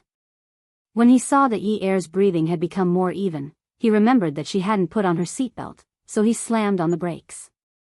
The car wasn't going very fast, but because Ouyang Yan's body leaned forward, her head hit the back of Jiang Zhao's seat. She cried out in pain.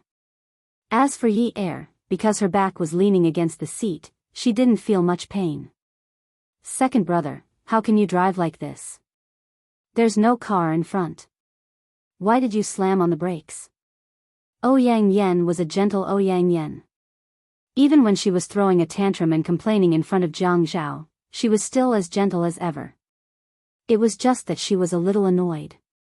I forgot to put on Yi Er's seatbelt. She gave me a fright just now. Just thinking about it makes me feel that it was dangerous. When he found her by the river, she was tied behind her back and wedged between the front and back seats. If she had put on a seatbelt, how could she have been so seriously injured? His heart tightened. He unbuckled his seatbelt, turned sideways, and stretched half of his body into the front passenger seat. His arms were long, so when he unbuckled the seatbelt on the front passenger seat, he didn't touch Yi Er. He carefully pulled it over.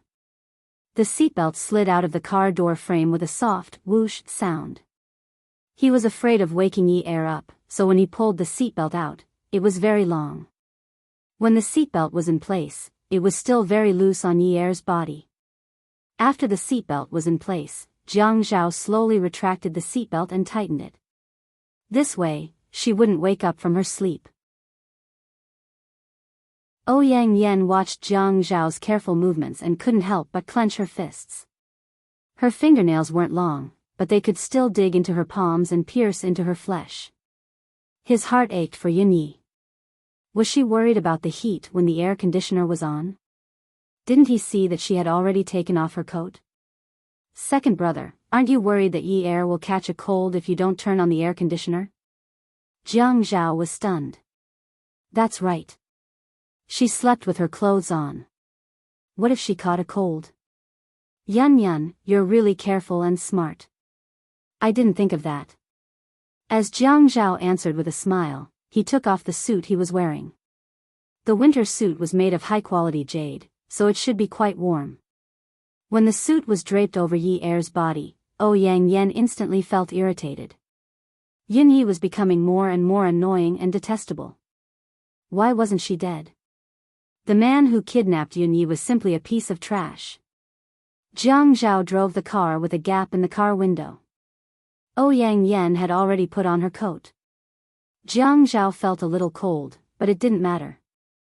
From time to time, he reached out to touch Yi Er's face to test her temperature. After a while, he reached out to hold her hand again to test her temperature.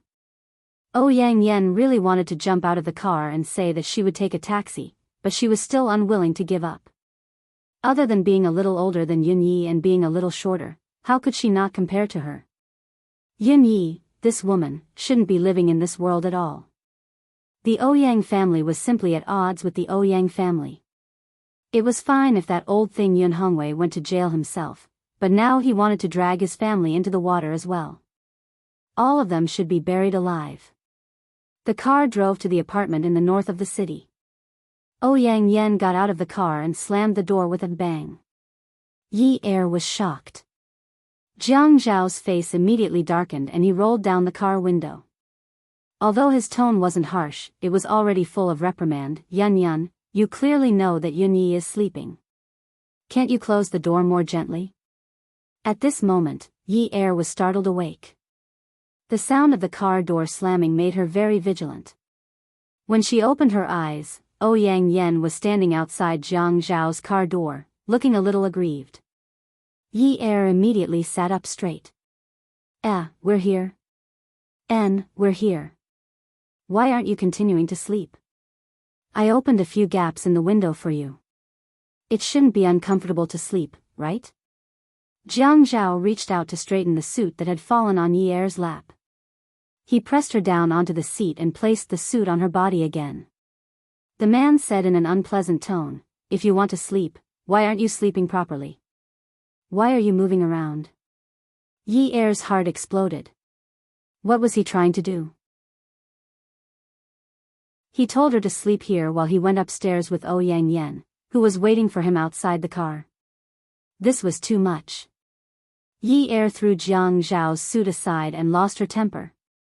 I'm not sleeping. She didn't care anymore. She couldn't take it anymore.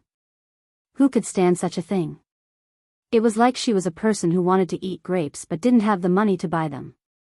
When she finally saw someone buy a bunch of grapes and the person spat out the seeds after eating the grapes, she ran over to pick up the seeds and plant them in her yard. She watered and fertilized the grapes every day, catching insects and building a frame. She waited painstakingly for the grapes to ripen and grow into sweet grapes that were bigger than the grapes outside. Usually, if there were 2 snails that wanted to climb the grape frame, it would be fine. At most, she would just catch them and stomp them to death when she saw them. But King hell, there was such a thing in this world. A grape seed was planted in the ground, but it didn't bear a bunch of grapes. It only bore one. It was big, purple, and tempting. She couldn't bear to eat it. She waited patiently, waiting for the grape to turn purple and black before eating it. In the end, the god of plague who spat out the grape seeds came knocking on her door and insisted that she stole the grape seeds that she spat out. She insisted on plucking the grapes that she planted. Was there still any law? Yun Yi. Why are you quarreling? If you don't want to sleep, then don't sleep. Why are you throwing things? Jiang Zhao had a stomach full of anger that he couldn't vent. He was suffering internal injuries from holding it in. And because the Ouyang Yan was outside, he forced himself to calm down after quarreling. He mustn't lose his temper. It was fine to quarrel a little. What was the point of throwing a tantrum in front of outsiders? Yi Er's heart was filled with grievances, wave after wave. The weather in High City had already dropped to -2 to 3 degrees Celsius. She only drank some soup and thought that he was missing. What else did she want from him? This wasn't the first time she ran out of the house to look for him. Just because she was more attentive than him? Just because she deserved it, right? Some people said that in love, whoever fell in love first would lose. They had also made a bet back then. Why was the loser so pitiful? Why was everything wrong? No wonder no one was willing to lose. He wouldn't lose, and she would never admit defeat. She would never admit how pitiful she was in front of him. Yi Er opened the car door. I want to go up and sit for a while. If they dared to sleep with her in front of her, she would use the kitchen knife to kill this adulterous couple. They were too much. Jiang Zhao was so angry that he wanted to bang on the door. It was such a cold day. The Ouyang Yen knew to go back. Why did she still want to go to his place? She had been out for so long. She probably hadn't even lost the night's medicine. Now she didn't even want to leave. She was so bored that she became an idiot. Yun Yi. Are you crazy? What are you going up for? Go back to the hospital. I don't want to. I just want to go upstairs and sit for a while. When Yi Er got out of the car, she slammed the car door. Jiang Zhao had no choice. He could only park the car at the marked parking space and get out of the car. Ouyang Yen didn't want Jiang Zhao to see her angry expression, so she walked faster to chase after Yi Er. Yi Er walked in front like the protagonist. She thought to herself, why can't I walk faster? Why can't I take the lead and walk in front? This house is my husband's. Even if it was a premarital property, after 5 years of marriage, it would be a joint property. She couldn't divorce him. This house would sooner or later become her and her husband's joint property. Come and see, Songshu 566. Chapter 591. Ouyang Yan's eyes were filled with anger. She almost wanted to kill Yi Er right here and now. It was really troublesome to deal with this kind of woman. She couldn't provoke her no matter what she said. After entering through the glass door, they walked through the waiting area and walked towards the elevator corridor. The environment of the neighborhood was very good. There were many potted plants in every elevator waiting area. It was winter now, so most of the plants were green. However, there were also plants like the fortune tree. The temperature in the waiting area was a few degrees higher than outside. The fortune tree had braids on its stems. There weren't many green Yi Er because the air and sunlight were not as direct as outside. The color was a light yellow. Yi Er walked in front while Ouyang Yen followed behind. Yi Er wanted to see what Jiang Zhao and Ouyang Yen were doing behind her. She walked so slowly. When she turned around, she happened to see Ouyang Yan's murderous eyes. Wow, this woman also has such a gaze. Did the sun rise from the east this morning? Ouyang Yen didn't expect Yi Er to suddenly turn around. She didn't stop walking. She wasn't as tall as Yi Er, but Yi Er was wearing flat heels today. She was wearing high heels today, so they were about the same height. Therefore, Jiang Zhao, who was still behind her, didn't see Yi Er's last expression clearly. Ouyang Yen bumped into Yi Er. Actually, she didn't use much force. However, when Yi Er screamed, her voice sounded very surprised and panicked. But behind her was the fortune tree's big pot. Although Yi Er also used some skill to avoid the pain of the fall, she did not calculate the direction of her fall clearly. Bang! Her head crashed into the beautiful night sky in front of her eyes, and the stars were so bright. Jiang Zhao heard Yi Er's scream and pushed the door with force. The glass door bounced back after Jiang Zhao left. It bounced back and forth a few times before it stopped. Yi Er lay on the ground, trying to make her moans sound more painful. Wasn't this the effect she wanted? She didn't believe that the two of them would be able to throw her upstairs to have fun. She wouldn't give them such a chance. Rubbing the back of her head, she felt like dying. She just wanted to act, to learn how the mistress in TV dramas would harm the legal wife in front of the man. She was so good at it. If it wasn't a miscarriage, it was a sprain. The male lead would definitely scold the female lead, but she didn't want to act so realistically. Was it because she had bad intentions, so God was punishing her? Because in soap operas, mistresses didn't have a good ending. But God had wronged her. She was the first wife, not a mistress. Her eyes were in so much pain that she wanted to cry. The words that came out of her mouth were extremely unbelievable and quite pitiful. Elder Sister Yen, why did you push me? If you don't want me to go upstairs, just say so. Why did you have to push me so fiercely? Yi Er felt that she was saving herself by acting like a mistress in the soap operas. Even her tone and gaze were so similar.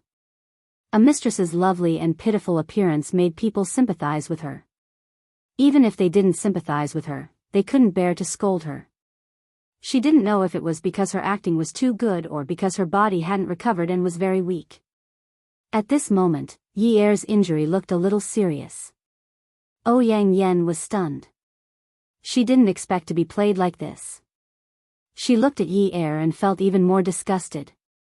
She said coldly, "What nonsense are you talking about? When did I push you? You turned around on your own. I didn't hit you hard. You fell back on your own." Ouyang Yen was telling the truth. The truth was that Yi Er wanted to frame her. She wanted to find something annoying to make Jiang Zhao give up and go upstairs. Jiang Zhao wanted to pull Yi Er up and rush her to the hospital. But in the next second, when he saw Yi Er take out the hand behind her head to wipe the tears on her face, he was stunned. Blood was coming out of her head. He couldn't stand the shock of seeing Yi Er injured. He immediately bent down and carried Yi Er from the ground. His eyes were cold and filled with hostility as he stared at Ouyang Yen. The words he said were the harshest words he had ever said to Ouyang Yen. Ouyang Yen. He called her by her name. Jiang Zhao had always called her Yun Yun. Ouyang Yen was stunned. She took half a step back. Her body trembled when he called her Ouyang Yen. Yun Ye's health isn't good. She just wants to go upstairs and sit for a while. She wants to go upstairs and sit for a while. What's wrong with a sick person being willful? Do you have to be like this? Jiang Zhao bit his lips. When facing Ouyang Yen, he would never be able to get angry like he did with Yi Er. For example, when he saw Ouyang Yen, he couldn't even curse. Some people were just like that. When you saw her, you would treat her like a goddess. It was as if you couldn't bear to blaspheme her.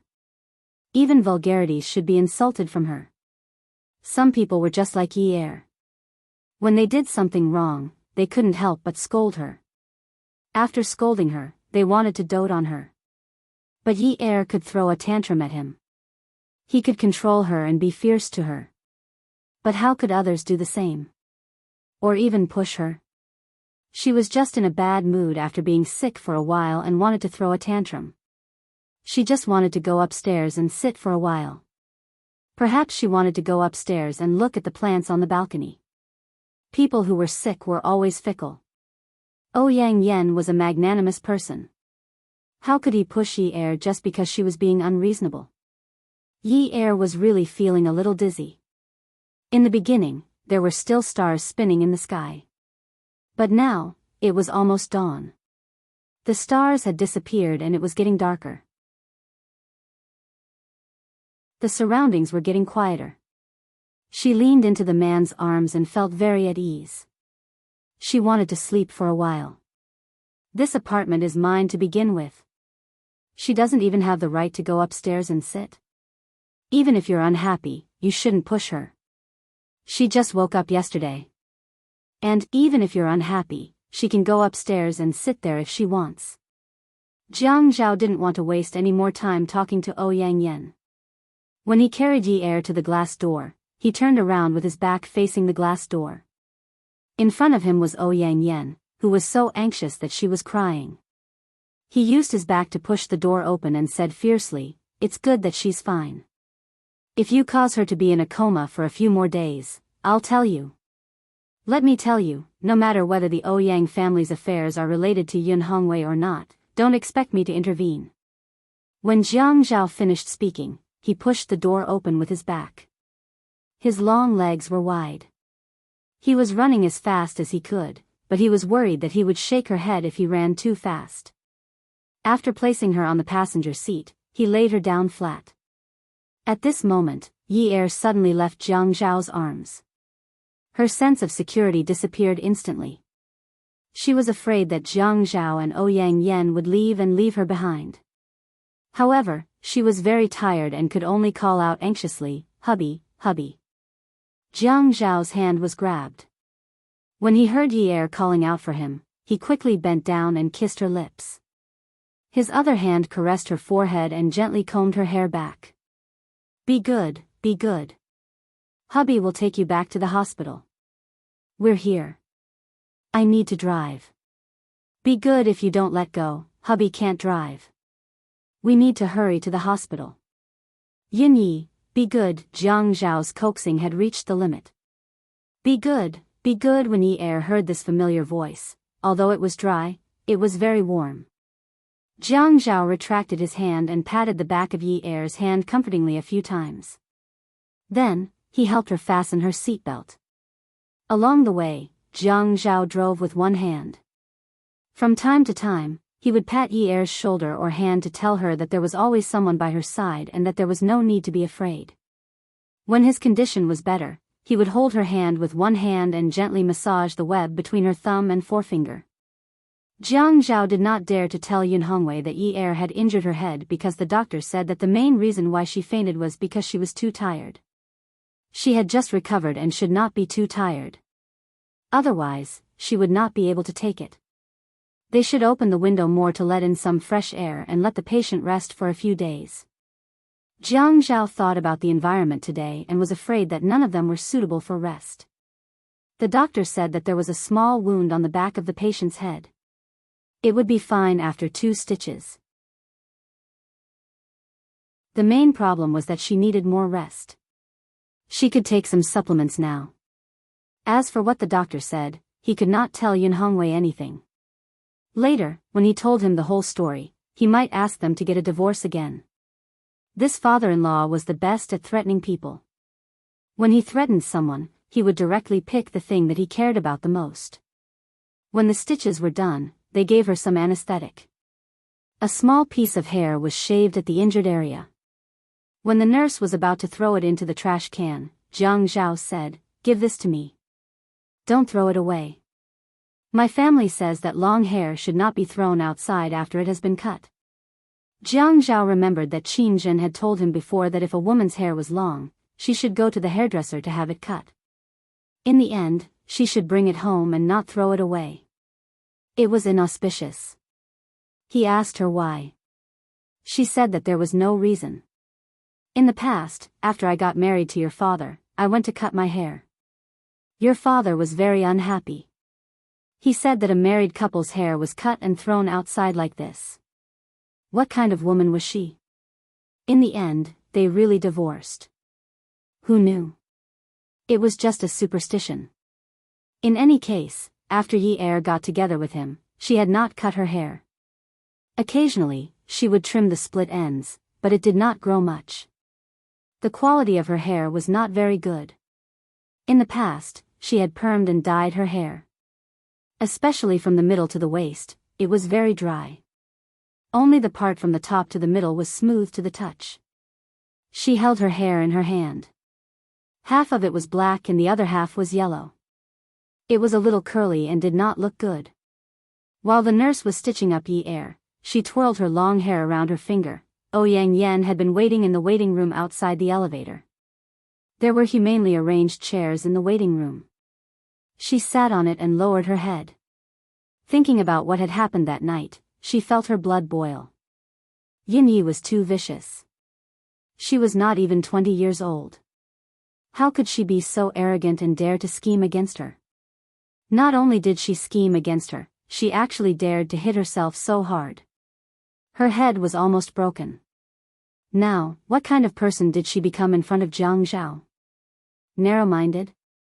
Evil in her heart? He spoke in such a harsh tone. Even back then, when she told him that they had been separated for a few years and wanted to go out and try her luck, he had not been so angry. Welfare, Songshu 566. Chapter 592. Actually, they hadn't really broken up. They had only said that they would be apart for a few years, and he had said that he would wait for her. But now, he would never admit that their relationship was just a temporary separation for a few years. She had left without any hesitation because she believed that he would be faithful to her. If a man like Jiang Zhao had started to be unfaithful, would there still be a reliable man in this world? What did he say? If something happened to Yun Yi, he would never interfere in the family Ouyang's matters. How ruthless. Did he think that she, Ouyang Yan, had to rely on him? Did he think that he was so great? Did he think that she had swallowed her pride and looked for him because she wanted him to help her family Ouyang? He thought too highly of himself. She slowly picked up her phone and dialed a number. Her gaze slowly recovered from its daze and became clearer and clearer. There were daggers in her gentleness. When the other party picked up, Ouyang Yan chuckled and said, "Grandpa, are you asleep?" "Hee hee, yes, I miss you." "Yeah, I want to talk to you about something." Although the sky was already dark, it was winter after all, so it was still early. It wasn't even 10 o'clock yet. After Xia Qian got a car, she deliberately paid more attention to riding a bicycle. She always felt that people who often drove were prone to subhealth problems. As someone who worked in the media, she always knew a lot about this. She was very afraid that she would develop subhealth problems at such a young age, so she would ride a bicycle for an hour every night. She rode the bicycle very fast, which was the only way to train. She threw her sweater jacket into the bicycle basket. She wore a pair of singlet pants, which made it easy for her to ride the bicycle. Riding a bicycle at this time of night had its benefits. There weren't many people riding on the road. As long as it wasn't in the city center or the commercial district, there weren't many pedestrians.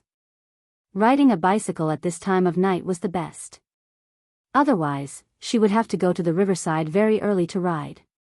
On the asphalt road outside the sidewalk, she whooshed through the wind and fog. She was in a positive mood.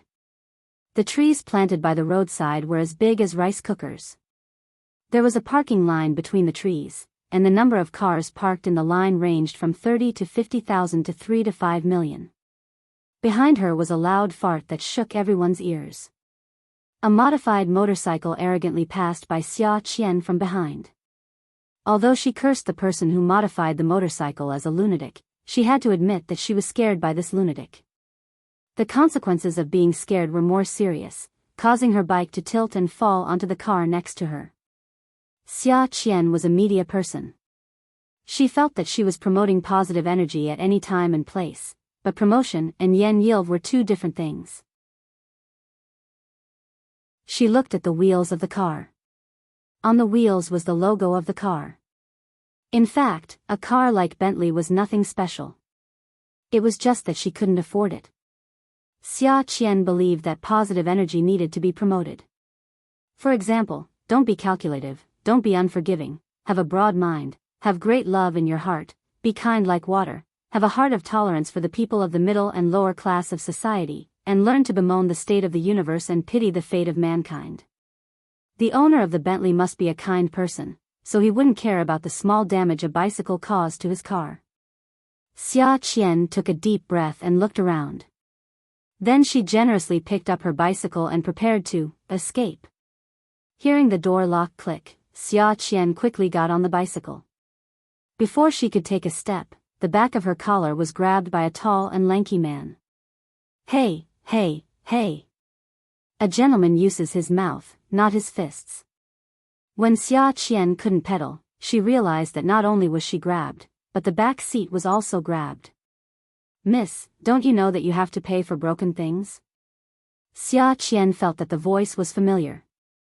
She stretched out a hand that was holding the armrest and scratched her head. Suddenly, an idea flashed through her mind. She immediately turned around and looked at the man who was holding her clothes from the back. Was this guy flirting outside at night? He was dressed like a tyrant in a Korean drama. Was he acting in Winter Love or Love in Blue? But the male lead's eyes weren't so evil, okay? Don't be like this every time. Huh, Mr. Shen, hello. Long time no see. You're getting more and more. Xia Qian desperately tried to think of an adjective to describe him. Handsome. Too old-fashioned, too vulgar. Handsome. Wasn't it about the same? Before she could think of anything, Shen Kai loosened his hands and casually patted them a few times. Yeah, it's fate. Why do I run into you everywhere? Shen Kai suddenly loosened his grip. Xia Qian had one hand on the steering wheel and the other on her head. She twisted her body backward and stepped on the pedals. Shen Kai loosened his grip and the car immediately tilted. Shen Kai didn't even have time to pull it and it fell to the ground. Xia Qian thought to herself, good, good. It wasn't embarrassing because she wore thick winter clothes and it didn't hurt. She stood up and fixed the bicycle. Mr. Shen, you're good at kung fu. I can't even handle your shadowless kicks. Shen Kai had met Xia Qian a few times and could roughly guess her personality. Is that so? Then I'll try the 18 dragon palms again. Knowing that Xia Qian was referring to his hands as feet, he cooperated and lifted his feet. The shiny leather shoes made Xia Qian's eyes hurt. Fine, Xia Qian admitted defeat. Some people didn't care if you called their hands or feet. They just wanted to make you suffer and didn't care about anything else. Next time, she had to think of a way to make a program. The topic was how to rebuild the self-esteem of young people nowadays. Yi Er woke up after the drip. When she woke up, Jiang Zhao was sleeping beside her. His arm was under her head, his head was leaning against hers and his chin was on her shoulder. Was he back at the hospital? Was it the next day? No, she had to be sure what time it was. Honey, what day is it now? What time is it? Jiang Zhao suddenly opened his eyes and said doubtfully, Honey, are you stupid? It's been less than 2 hours since you came back from the apartment in the north of the city. There are still a few minutes before the drip is finished. Why are you asking about the time? Yi Er was happy. So it was the same day. If she stayed in the hospital for less than 2 hours, it meant that Jiang Zhao didn't go upstairs to the Ouyang Yan apartment. Even if there was no traffic at night, driving to the hospital from there would be no traffic. It would take nearly 50 minutes. Really? Yes, really. Honey, I really like staying in the hospital. Really, really. Yi Er was so excited that she wanted to reach out and hug Jiang Zhao. However, she forgot that there was a needle on the back of her hand to guide the medicine. When she reached out to hug Jiang Zhao, the needle was tilted and it was a tragedy. 3 minutes later, Jiang Zhao was wearing his pajamas and standing in front of the bed. He was looking at the nurse cleaning Yi Er's wound.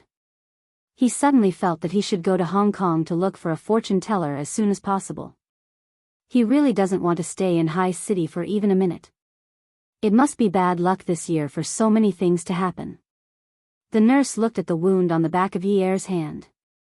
Yesterday, the mayor's wife had overturned the 4-stand after vomiting and strained the back of her hand.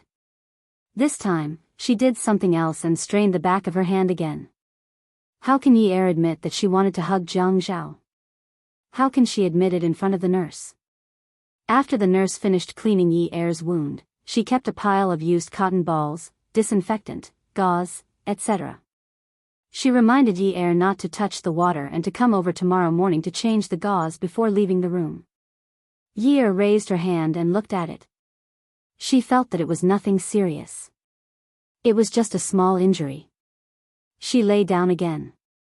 When she saw that Jiang Zhao was still standing, she opened her arms to him and asked him to hug her. Hubby, let's sleep together. I want to sleep with you. Jiang Zhao lifted the blanket and looked at her. He couldn't help but want to eat her up. Didn't she know that he had not eaten meat for a long time and couldn't resist her temptation? Not to mention, she looked so cute right now. He wasn't immune to her coquettish and cute tricks. Didn't she know that? I don't want to sleep with you. Yi Er heard this. How can she do this? She doesn't want to sleep with him? And her tone was so cold. They slept together last night. Was it because of the Ouyang Yen? Yi Er also lifted the blanket on her bed and got out of bed barefoot. Jiang Zhao was about to stop her, but Yi Er had already jumped onto Jiang Zhao's bed. The size of the bed was not comparable to the bed at home, but it was much bigger than the bed in the public hospital. After Yi Er fell asleep, she patted the empty space beside her hand and smiled sweetly. Honey, come on. Let's sleep. Jiang Zhao shook his head and sighed. She should sleep. Anyway, she took Western medicine and should fall asleep soon. As long as she didn't move, she would be fine. No matter why Yi Er wanted to sleep with Jiang Zhao, her heart was beating wildly. Jiang Zhao's deliberate alienation made her feel extremely insecure. She always wondered if he would do something with the Ouyang Yen. After all, he had lost his temper with her before they got married. She had no right to ask about the things between him and that woman. She had repeatedly promised that she would not interfere in the matters between him and that woman. Yi Er turned Jiang Zhao over and over again. In the end, she decided to turn around and hug him from behind. Her slender hand slid into his pajamas. Her hand was a little cold. When she touched the man's chest, Yi Er felt that he couldn't help but tremble. At this moment, regardless of whether Yi Er's hand was cold or not, Jiang Zhao couldn't stand her carelessly touching him like this. He had already said that he was a man who hadn't eaten meat for more than 20 days. Now, his stomach was rumbling with hunger. Not to mention that this girl could get out of bed now. As long as she was alive, he wouldn't be able to stand it if she ran up to the tip of his nose and circled around him. Yi Er didn't notice at all. Her thoughts were still on the Ouyang Yen. She was worried that Jiang Zhao's soul would be seduced by that woman while she was unconscious. That was why she didn't move when she hugged him. She didn't know that Jiang Zhao was about to explode from holding himself back. Until Yi Er didn't believe it and slid her hand into Jiang Zhao's pants. Beauty novel, Songshu 566. Chapter 593. Jiang Zhao suddenly grabbed her hand. Don't touch me. Did the 2 stitches on the back of this woman's head stop hurting? Or was the anesthetic still working? I'm not touching you. When Yi Er denied it, her face was burning red. She was not touching him. She just wanted to touch him. Then where are you touching? Jiang Zhao's voice was a little hoarse when he asked. He did not dare to turn around to face her. No. Yi Er thought for a while. If it wasn't, then what was it? Since he liked to talk nonsense, she might as well talk nonsense. I just want to see if there's any difference between you and me. I've been sleeping for more than 20 days, and my chest has become thinner. I want to touch and see if that thing of yours has become thinner while I've been sleeping. Jiang Zhao froze for a moment. What? Did she say that he had become thinner? Did she mean that it had become smaller? Didn't she know that men were very mindful of people talking about this? Or had she been led astray by someone? Was she comparing him to someone? Men's bravery in this aspect did not suppress their ambition for their career. When Jiang Zhao turned around and hugged Yi Er, he gently bit her lips. Have you become thinner? At this moment, Yi Er swore to Buddha that she had become super perverted. Female. Because she had become perverted. Heart. Please forgive this woman who had just woken up from her coma yesterday. She had only eaten pork and had never eaten human flesh. She was a little shy, but that was only in response to Jiang Zhao's burning gaze. Actually, in her heart, it was no longer a matter of whether she was shy or not. It was a matter of whether she could take it off or not.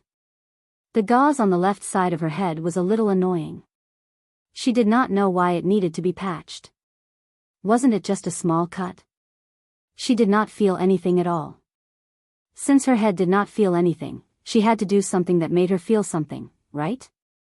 Actually, I can't feel whether I've become thinner or not. My hand has become thinner too, so it should feel different from before. When Yi finished speaking, she swallowed hard. This was not her fault. It was really not her fault. She could only blame her chest for becoming thinner. Jiang Zhao's was not thinner. The flesh on her stomach was loose, while Jiang Zhao's abs were still in pieces. This difference only made her more and more uncomfortable. The perverted Jiang Zhao. After touching her, she felt as if there were worms crawling all over her body. They kept crawling and crawling until her whole body was itchy. Jiang Zhao could guarantee that he would not act recklessly when the two of them slept together. As long as she slept, even if they slept until dawn, he would not do anything to her. After all, her body had just recovered, and he could not bear to torture her. However, he could not stand her seducing him. He found that her seducing him was especially useful. As an official, even if he was just a deputy bureau chief, there were still many women throwing themselves at him. Naturally, he knew the pros and cons of this. Some of these women could not be bought off with money.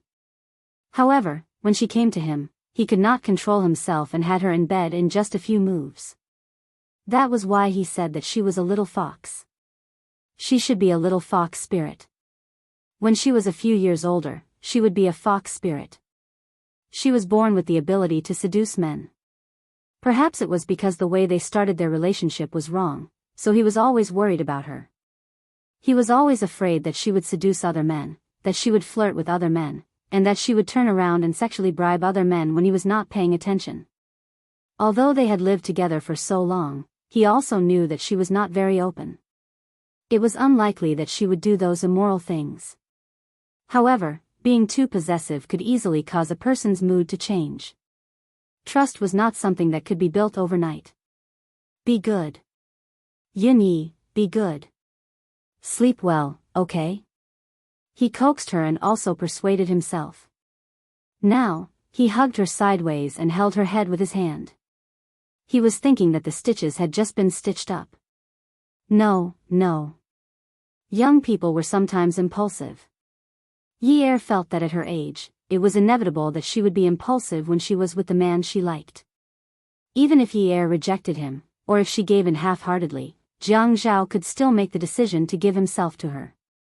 However, she refused. Not only did she refuse, she even snuggled into his arms. Not only did she touch here, she also touched there. She touched everywhere. Not only did she touch everywhere, she even rubbed everywhere, pinched everywhere, and escaped everywhere. Her hands had started to turn cold. At this moment, they were burning hot. Her face was also burning red. He pulled the blanket down a little to expose her face so that she could breathe more air. However, the moment he pulled the blanket away, Yi heaved a huge sigh of relief. She felt like she was about to suffocate to death. She hooked her arms around Jiang Zhao's neck and started to bite him. She bit him anxiously. She was like a vicious wolf. Other people said that men were like wolves in bed. However, Jiang Zhao felt that at this moment, Yi was like a wolf. She was pouncing on him like a wolf. Jiang Zhao was really worried that Yi had just woken up and was so excited that her blood pressure would rise. Would she faint? Although he really wanted to, he still tried to persuade her. Be good, Yin Yi. Don't rush. Don't rush, okay? Yi nodded and nodded. Okay. Don't rush. Which man didn't like a woman to take the initiative and be passionate? Jiang Zhao liked it and was worried at the same time. With these conflicted emotions, he slowly took her. During this process, he had to be gentle, he had to be slow, he had to hold her head. Yin Yi, do you think you've lost weight? The man moved slowly, hinting at something. Although Jiang Zhao had already turned on the lights to prevent any disturbances, the soundproofing of the hospital ward had never been very good. Even if it was a private hospital, they were afraid of accidents. Yi panted softly, not daring to make too much noise. The two of them looked like they had just run 5 kilometers. They squatted in the corner and whispered. When they spoke, their panting was louder than their voices. No. No. Hubby is still so awesome. Hubby, hey. Jiang Zhao chuckled and kissed Yi Er's nose, responding to her voice. Mimi has lost weight. Yi Er was under pressure. She thought of Ouyang Yan's figure. Do you dislike it? Why would I? I like it regardless of whether you've gained weight or lost weight. I like Yunye's Mimi the most.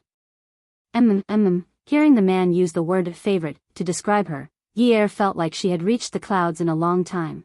Xia Qian saw that Shen Kai was about to kick at her and immediately took a step back. Mr. Shen, it's so late.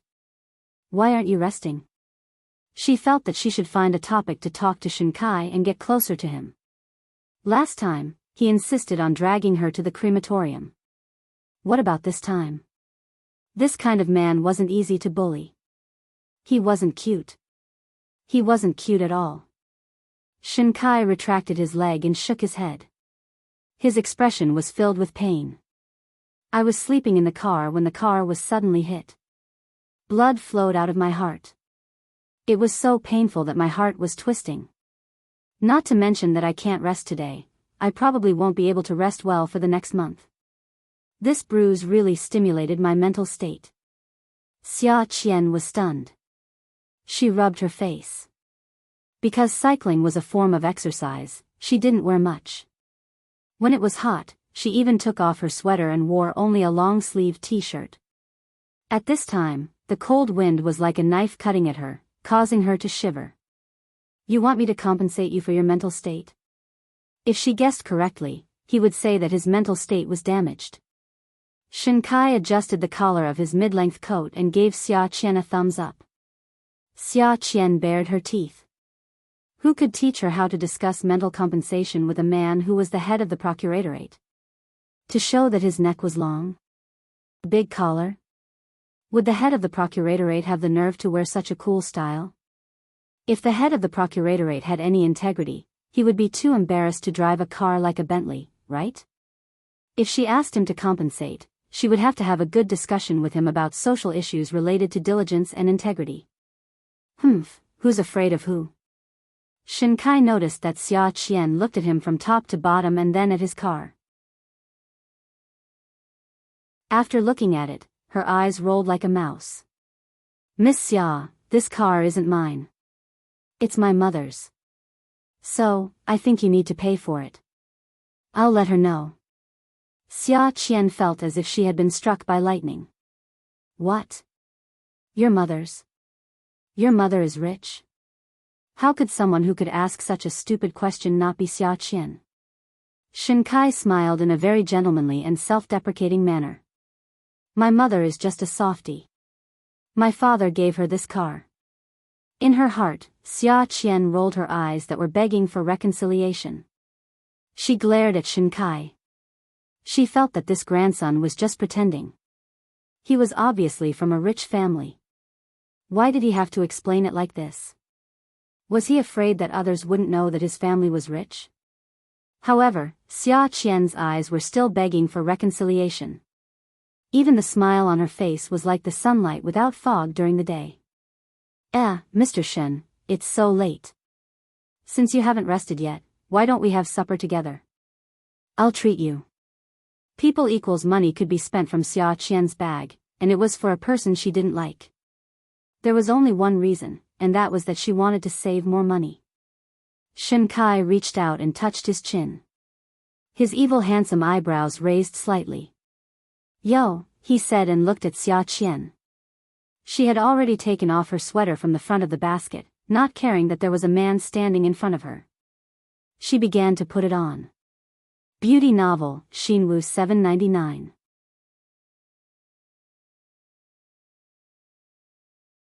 Chapter 594. When she poked her head out of the sweater, it was still red and her hair was a little wet. It looked like her hair was not as thick as before.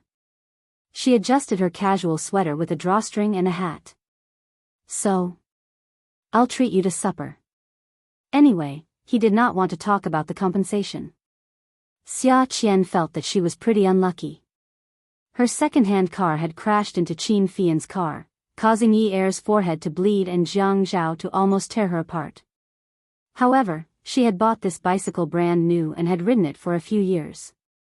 Today, she had crashed into Shen Kai's car again. Both times, she had crashed into luxury cars. That time, Qin Fian's car had escaped compensation because of Jiang Zhao's words. This time, she did not have any helpers by her side. What should she do? It looked like Shen Kai was not willing to accept a settlement. Shen Kai raised his devilishly handsome eyebrows again.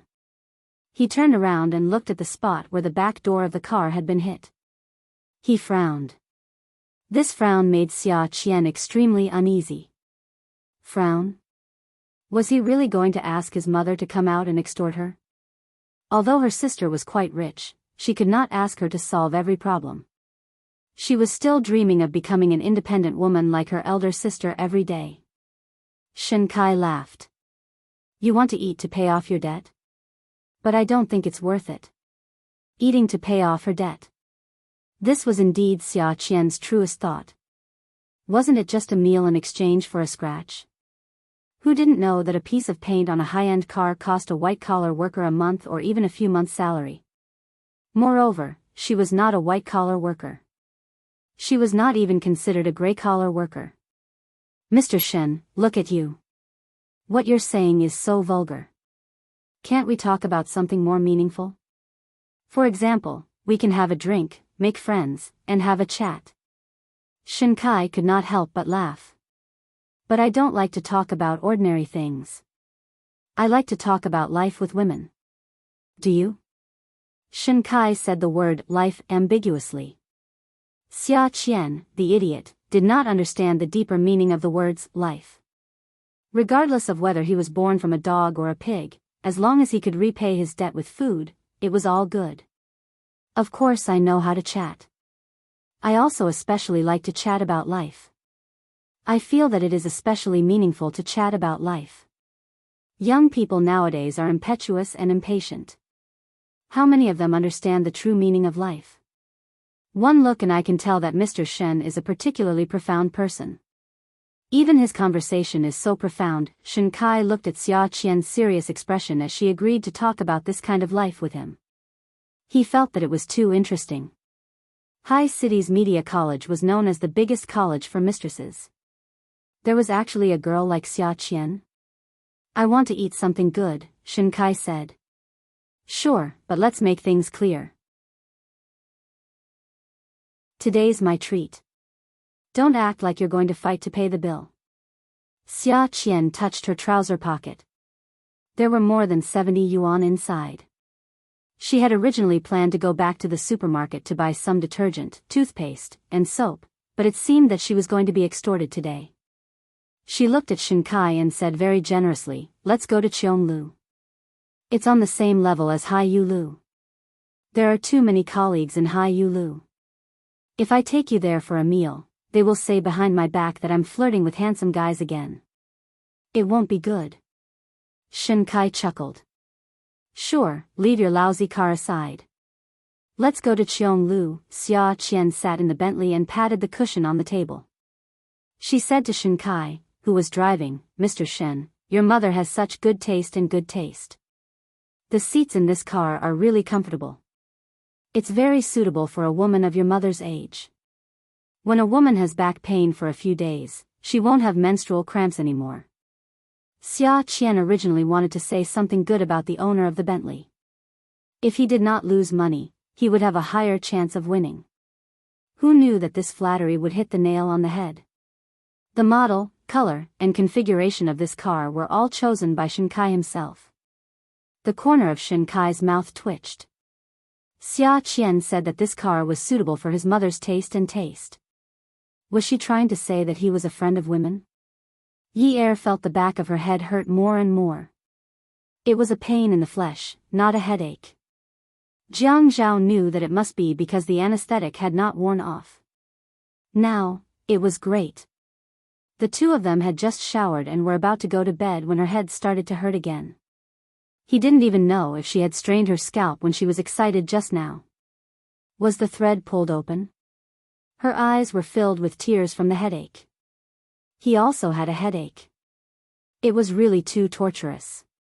He was too embarrassed to go to the nurse. If the wound was pulled open and they asked about it, he couldn't possibly say that he had just had a fierce battle and then pulled open the wound, right? He couldn't say it out loud. It was better for him to take a look first. Let me take a look. Jiang Zhao sat up and turned Yi Er over. He then brushed her hair aside and gently pulled open the gauze at the back of her head. It's not torn. It's fine. The anesthetic has probably worn off. Do you want another shot of anesthetic? It won't hurt anymore after that. Jiang Zhao, are you uncultured? Even I know that hero Lu Buqing didn't use anesthetic during his surgery because he was afraid that he would become stupid in the future. Why don't you know about it? Or are you just looking at me like I'm stupid? Yi Er finally bit back at Jiang Zhao. It was really good to be uncultured. Jiang Zhao couldn't be bothered to argue with Yi Er. He was clearly afraid that she would be in pain. If she wanted to be a hero, then let her be. He lay down, hugged his wife, and had a good sleep, at that moment, in the southern home. In Zhou Li's apartment, Yuan Shichang was furious. He threw out the wall lamp and smashed 2 light bulbs. The thin glass shards splashed all over the room. Zhou Li sat on the sofa without saying a word. She slowly brushed her bright nail polish on her fingers. Yuan Shichang, have you had enough? Yuan Shichang was very angry at this moment. Looking at the woman's carefree expression, he couldn't help but get angry. Tell me, when will you bring Si Jie back? Si Jie is also my child. I'm willing to let Yi Er raise him. No matter how Yuan Shichang forced her, she wouldn't ask Yi Er for Si Jie. Now, everyone didn't like her. She wasn't a fool. Anyway, she pursued freedom. She would be happy if she didn't care about her child's happiness. She was still young. At her age, it didn't matter if she had another child. What was so difficult for a woman like her to have a child? Yours? Si Jie is mine. Yuan Shichang couldn't wait to pick up a stool in the room and throw it at this woman. I'll tell you, Zhou Li. I'll tell you. Yuan Shichang was very agitated. His words were short and heavy. He kept repeating them over and over again, as if he had made some kind of decision. Zhou Li, I'll tell you. If you don't want to use the most peaceful method to get Si Jie back, I'll let the whole Haiqing know that Si Jie is my son. If your lowly daughter and filthy ex-husband are angered to death by you, I don't care. When he saw Zhou Li looking at him in shock, he suddenly felt a sense of coldness. He sneered and added, as long as I ask for a DNA test, I don't believe that you'll be able to live as comfortably as you are now. This was something that Yuan Shichang could only say when he was forced into a corner. He had promised Zhou Li before that he could have a child, but he couldn't reveal Si Jie's blood relationship. Everyone had to be human. Not only would it be bad for the adults, but it would also be bad for the child. However, she had forced him to do this. He had waited for so long, but she was lazy and didn't have any results at all. She was simply a character who would move whenever he poked her. If he didn't urge her, she would just shop and eat. If he urged her, she would say a few words. As long as the other party was a little tougher, she would immediately come back and say that she would never go again. Don't you dare. Zhou Li threw the nail polish on the coffee table in front of her and stood up. The small round bottle rolled and rolled onto the large square carpet under the coffee table. The red sticky liquid slowly flowed out from the bottle and bloomed on the beige wool carpet like a poppy flower. Although the nail polish had been spiced, there were still some slight stings. The pungent smell filled the room. Yuan Shichang, you're going back on your words. I'm going back on my words. Take a look at what you've done. I said that I want a son. How long have I given you? You're the one who's worn out my patience. I'm not in the mood to make do with you now. If you want to get lost, then get lost. Whoever wants to raise you can raise you. I only want my son. Otherwise, I'll let your daughter die again." Yuan Shichang roared until his throat was smoking. Zhou Li rushed in front of Yuan Shichang and raised her hand to give him a slap. Just as she raised her hand, Yuan Shichang caught her and threw her forcefully. Zhou Li was thrown off balance by this forceful throw. She flipped upside down and fell onto the sofa. Bouncing twice, the bun that she had tied up loosened and scattered. "Yuan Shichang, you've gone too far. How dare you push me?" Zhou Li was shocked that Yuan Shichang actually hit her. Whether it was Yun Hongwei or Yuan Shichang, these two cousins of the same generation had never hit her before. Today, not only did they throw things at her place, they even pushed her so forcefully. Not only was she shocked, but she also felt humiliated that her arrogant and willful personality had been trampled on. However, she suddenly recalled what he had said just now and quivered. "Say, do you think that Yi Er's accident has something to do with you? You think that she's a hindrance to you? Without her, Yun Hongwei wouldn't have been able to raise Si Jie. Last time, you even asked me to go to the hospital to help her so that she wouldn't give Si Jie to me. Tell me, did you do it?" Zhou Li had always been a woman who only cared about herself. She would live as comfortably as she wanted. Whether it was her feelings or her responsibilities, they couldn't restrain her. She liked to live a carefree life. She always felt that Yuan Shichang loved her and she loved him too. Therefore, she didn't feel guilty about betraying her responsibilities and being together with Yuan Shichang, who had no status or status. However, the children were her flesh and blood. Even if she didn't care much about them, she still had feelings for them. Yi Er was her first child. She didn't love Yun Hongwei. When she was pregnant with Yi Er, she wasn't happy either. She was also unwilling to give birth to him. When Yi Er was born, he didn't have the figure that he had now. He was so skinny that his skin was wrinkled. Because of the yellow fever, he was yellow and dark. He was so ugly that she didn't like him even more. After he was born, she didn't want to look at him at all. However, Yun Hongwei treated him like a treasure. She naturally knew Yun Hongwei's feelings for her. Anyone could understand that he loved her. Before she gave birth to the child, he already said that he didn't care whether the child was a boy or a girl. However, Yun Hongwei had this kind of ability.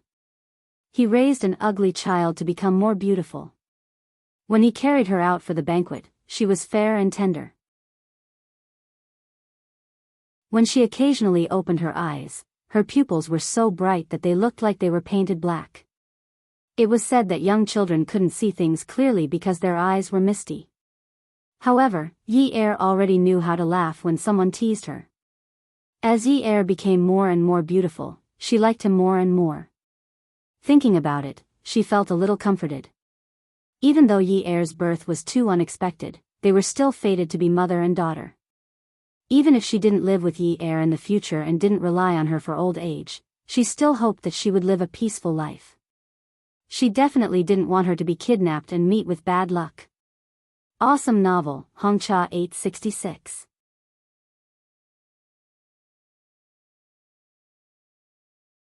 Chapter 595.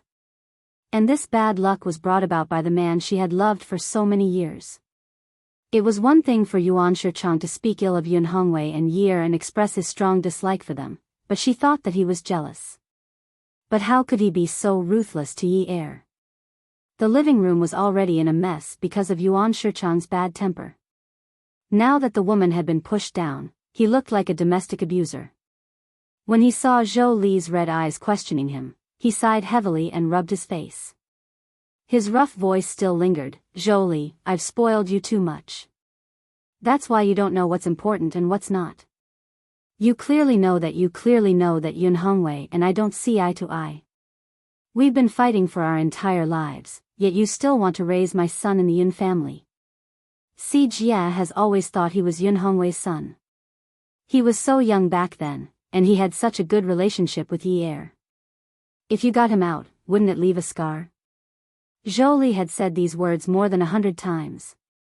When Yi Er was still living in that residential area for more than 80 years, Yuan Shichang had asked for her custody many times. Yi Er refused. It was fine if she refused. She felt that Si Jia was living quite well. Yi Er did not mistreat Si Jia. She had hired a private investigator to follow Si Jia. He had grown taller and was doing well in his studies. Yi Er was very good at taking care of children. She did not need Yuan Shichang to take care of them. Who knew that after Yi Er was going to marry Jiang Zhao, Yuan Shichang could no longer sit still. When he was poor, he could not even get custody. Now that he had found such a powerful backer, what hope did he have? When Yuan Shichang heard Zhou Li say such words again, the flame of anger in his heart rose again. He bent down and picked up the fruit rack on the coffee table and smashed it. The fruit rack was made of stainless steel, and there were 4 or 5 kinds of fruits inside. They all fell to the ground with a dong dong dong dong sound. His voice was like the object that had been smashed to the ground. It exploded into pieces. Every word and sentence was venting his negative emotions. Zhou Li. For you, I couldn't even give birth to a son. You were the one who said that with Si Jia. I wasn't allowed to have a son with Zhou Yan. I wasn't allowed to have children with other women. It was all King your fault. How old am I now? Huh? How old is he? I'll be 50 soon. But 2 years ago, my Jingzi survival rate was no longer able to get anyone pregnant. My chances of getting pregnant were 3 to 5%, but you kept telling me that you wanted to raise Si Jia in the Yun family. Let me tell you, Ma Shichang, will never have a son in this lifetime. If Yunyi dares to continue dominating Si Jia, I'll let her die. The decoration of the Cheong Pavilion was more modern than that of the Haiyue Pavilion, and they served high-end Cantonese cuisine. Xia Qian's clothes cost about 100 yuan each, but when the 2 rows of miss who were wearing welcoming dresses bowed to her and Shen Kai in unison and shouted, "Welcome," Xia Qian straightened her back and raised her eyebrows confidently. She felt that her clothes were worth at least 10,000 yuan. Shen Kai followed beside Xia Qian. Looking at her expression, he couldn't help but frown. This country bumpkin really hasn't seen the world. Xia Qian saw a seat by the window. It was right in the middle, and both the front and back were occupied. She raised her hand and pointed. "Mr. Shen, shall we sit over there?" "You're asking me to sit in the main hall?" His job was in the inspection department, and it was related to the anti-corruption investigation. It was better to eat in a private room in a place like this. Xia Qian rubbed her head. Her voice wasn't soft, and the people around them could hear her. It didn't seem intentional. "Mr. Shen, you don't know, but private rooms in high-end places like this have a minimum cost. It's just supper for the 2 of us. It's a bit of a waste to have the minimum cost. Why don't we be frugal?" Mr. Shen didn't mind and smiled. He shrugged. "It's good to be frugal. Since it's your treat, you can do whatever you want." He didn't believe that they wouldn't spend at least a few thousand yuan if they casually ordered a few more dishes here. Xia Qian and Shen Kai walked to the window. The environment outside was very good, unlike other restaurants where sitting by the window was to look at the cars on the road and their exhaust fumes. Outside the glass wall was a flower garden, and there was even a children's play area. At this time, there weren't many people who brought children out to eat, so it was very quiet outside. The waiter gave each of them a menu. Xia Qian was very righteous. She said, "I'm treating Mr. Shen to dinner today. When you pay the bill later, don't give the bill to him, okay?" The waiter nodded and smiled politely. "Miss, don't worry. I'll remember. It's my treat. Let me do it." Mr. Shen is from the procuratorate and has always been honest. He definitely won't order properly when he's ordering. I really can't stand him. It's just a meal. The waiter smiled gently. Miss is right. Xia Qian was an indirect sex offender, but at this time, she wasn't stupid at all. She covered her face with the menu to hide her appearance in the waiter's eyes. She whispered to Shen Kai, "Are you happy that I said good things about you?" The corner of Shen Kai's mouth twitched. Yes, he was so honest that he drove a Bentley today. Xia Qian ordered. Do you have monkey brains with oil? The waiter was stunned. What? It's a live monkey. You take the top off its skull and pour oil out directly. I heard that it's very nutritious. The waiter glanced at Shinkai. Shinkai's face darkened. The waiter quickly shook his head. Not to mention that there was no such thing. Even if there was, it was impossible to order such a thing when the head of the procuratorate was sitting in the hall. The waiter wiped his sweat. Miss, we don't have it here. Let's order something else. Braised giant salamander. Xia Qian said casually. Giant salamander? The waiter was stunned again. It's giant salamander, Xia Qian explained calmly. The waiter held the table. The country protected animals. Dear, even if you want to order something strange, can you enter the private room? You should have asked someone to test if the head of the procuratorate was here to cast a net. Besides, the investigation was so strict now. The restaurant didn't dare to do such things at all, for fear of being caught. Miss, I'm sorry. We don't have it. Why don't you have anything? How annoying. Yi Er patted the menu and was about to order 2 bowls of tomato egg noodles when Shinkai saw through her thoughts. He flipped open the menu in front of him. Miss, please order a serving of Buddha jumps over the wall, in abalone sauce, braised chicken wings, matsutake and winter melon balls. Xia Qian wanted to slip away when she saw the waiter recording the orders with a smile on his face. Shinkai glanced at Xia Qian, who was completely out of it, and said to the waiter, braised pork trotters. Xia Qian didn't want to eat. She couldn't eat this supper.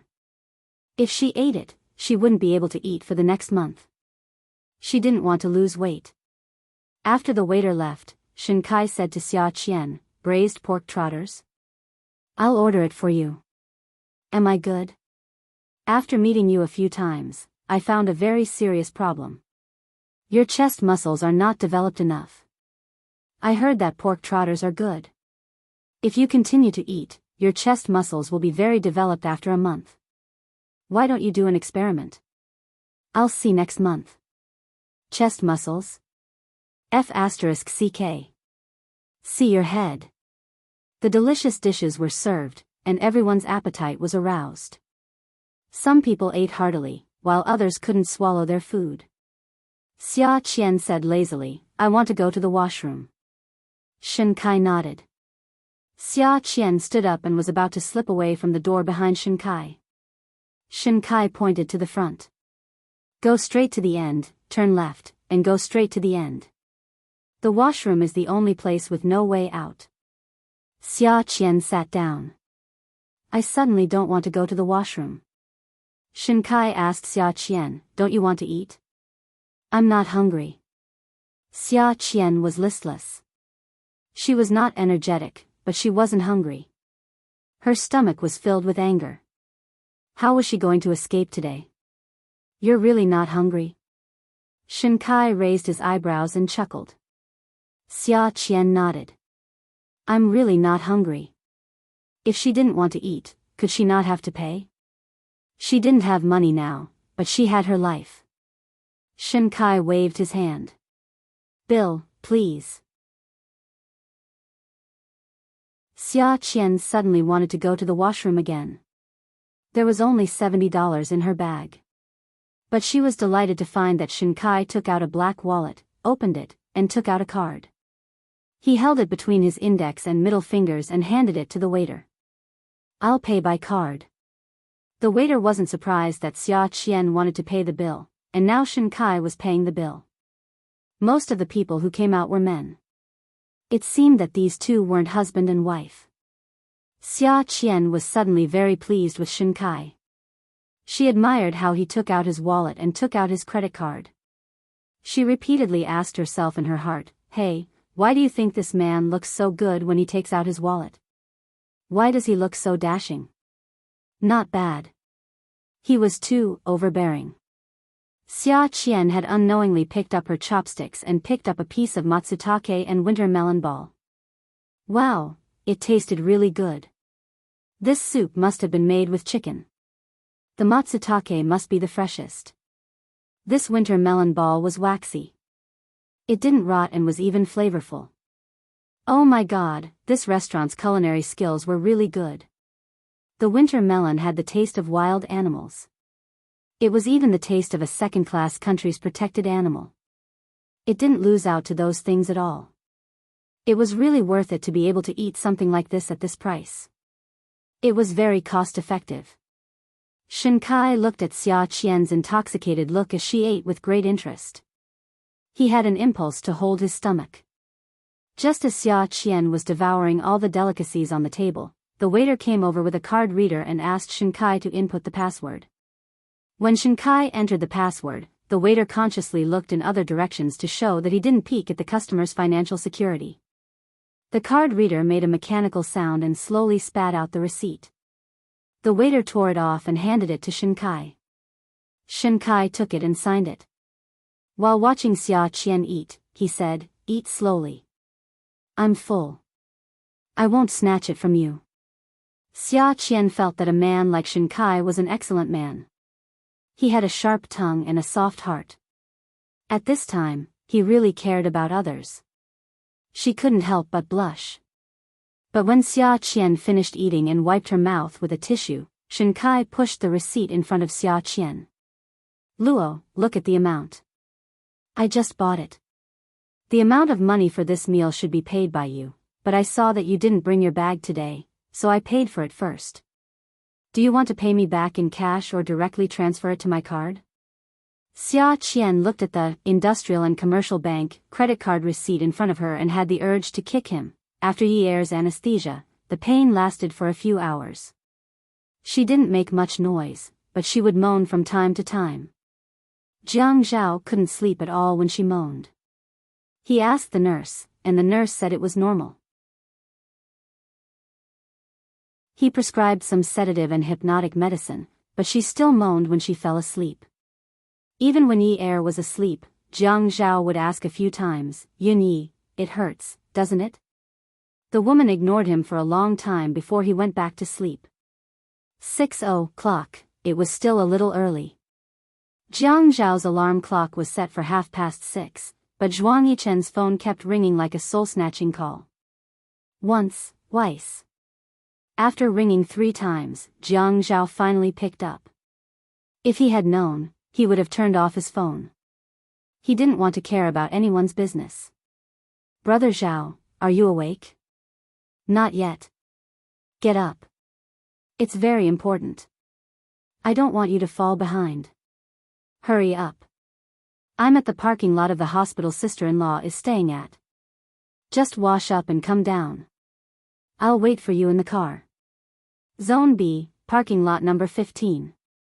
Zhuang Yichen hung up the phone after he finished speaking, so as not to disturb Jiang Zhao's washing up.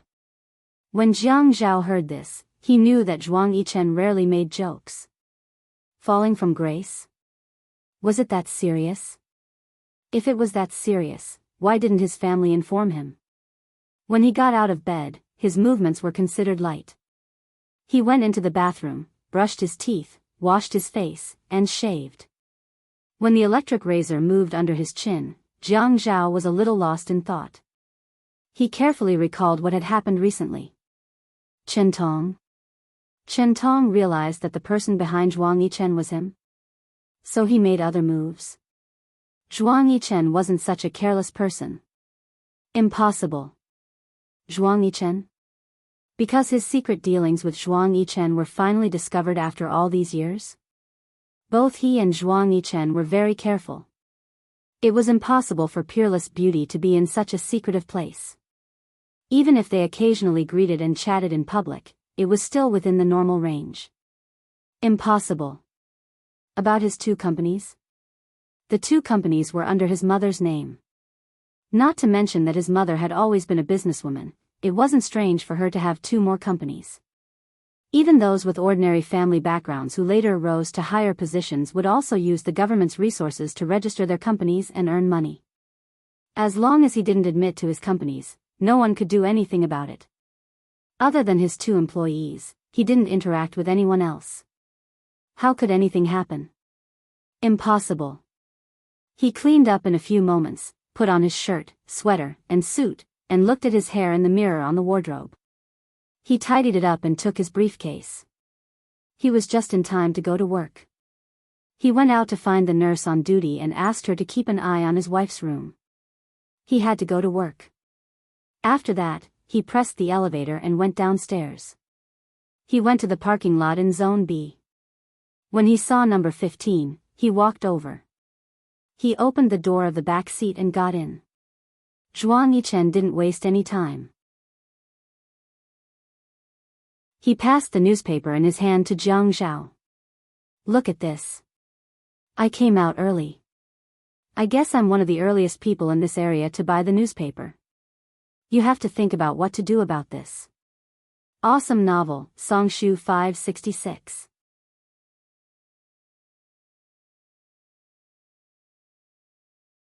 Chapter 596.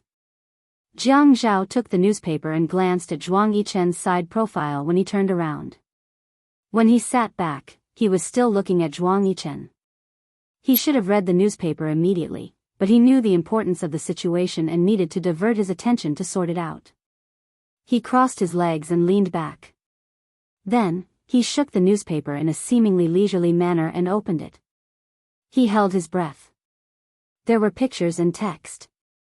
Yesterday, Ouyang Yan got into his car. In the end, it was his car that sent Ouyang Yan back to the condominium in the northern part of the city. Ouyang Yan stood outside his car door, as if waiting for him. There was no Yi air. The most important thing was that the two of them were childhood sweethearts.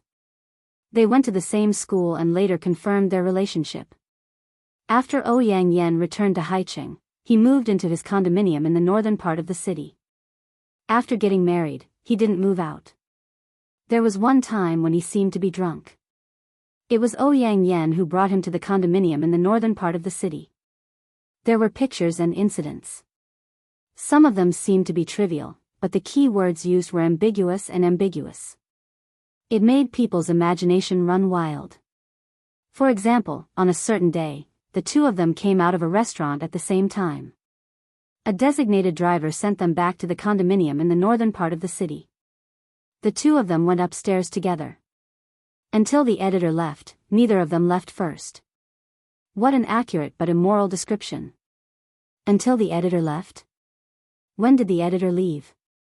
Jiang Zhao was sure that the reporters who dared to publish news about a political figure like him had already resigned. He guessed that even the chief editor had to resign today. After all, his position was not as high as those bosses who started their own companies. If something that did not exist was blown out of proportion, he might be demoted or fired. This was clearly to destroy him. Who in Haicheng dared to go against the Jiang and Qin families in public? Do you have any reliable information? Jiang Zhao's voice didn't sound strange at all. He didn't raise his head and asked calmly, as if he was watching someone else's news. It was just that his eyes were lowered.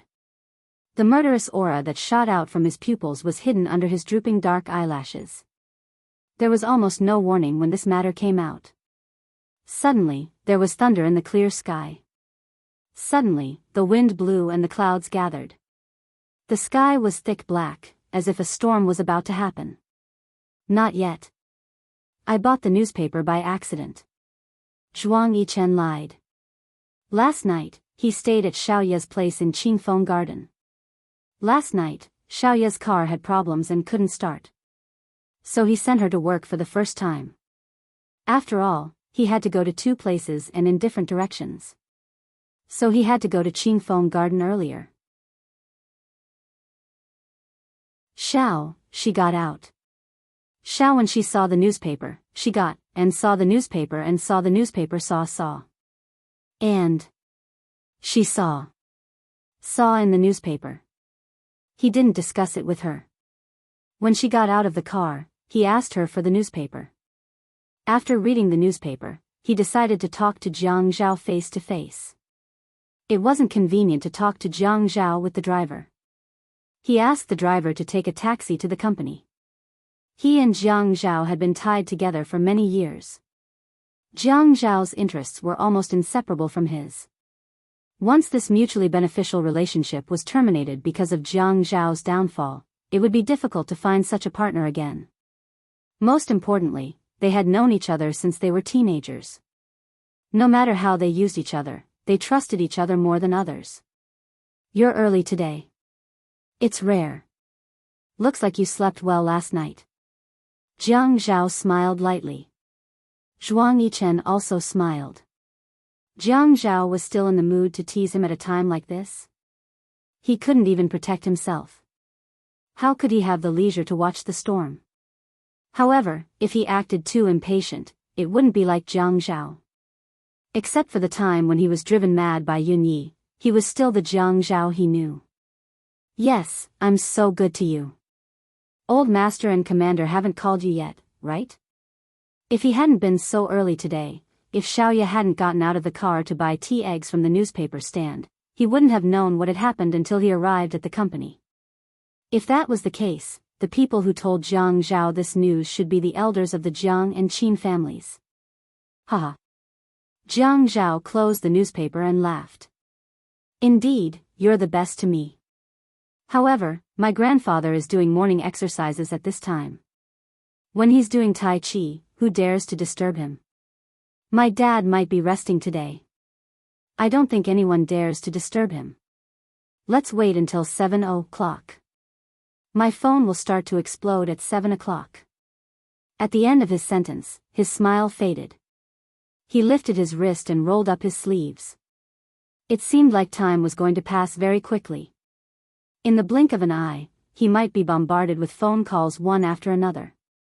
Jiang Zhao's suit wasn't as gorgeous as Zhuang Yichen's.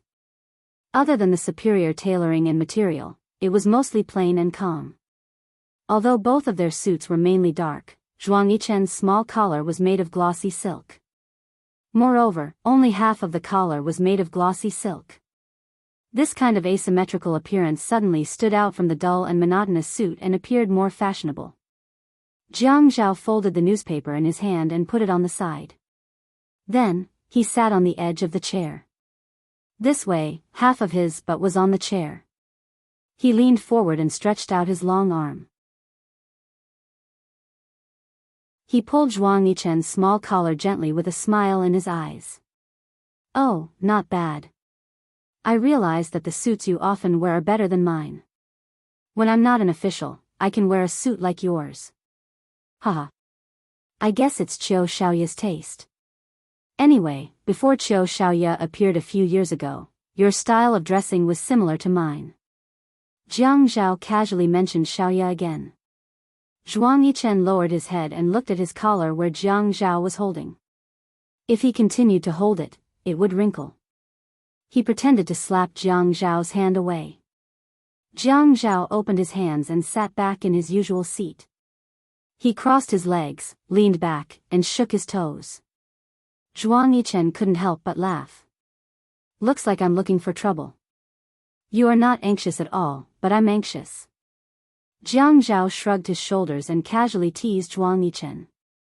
Is this what they mean by, the emperor is not anxious, but the eunuch is anxious to death?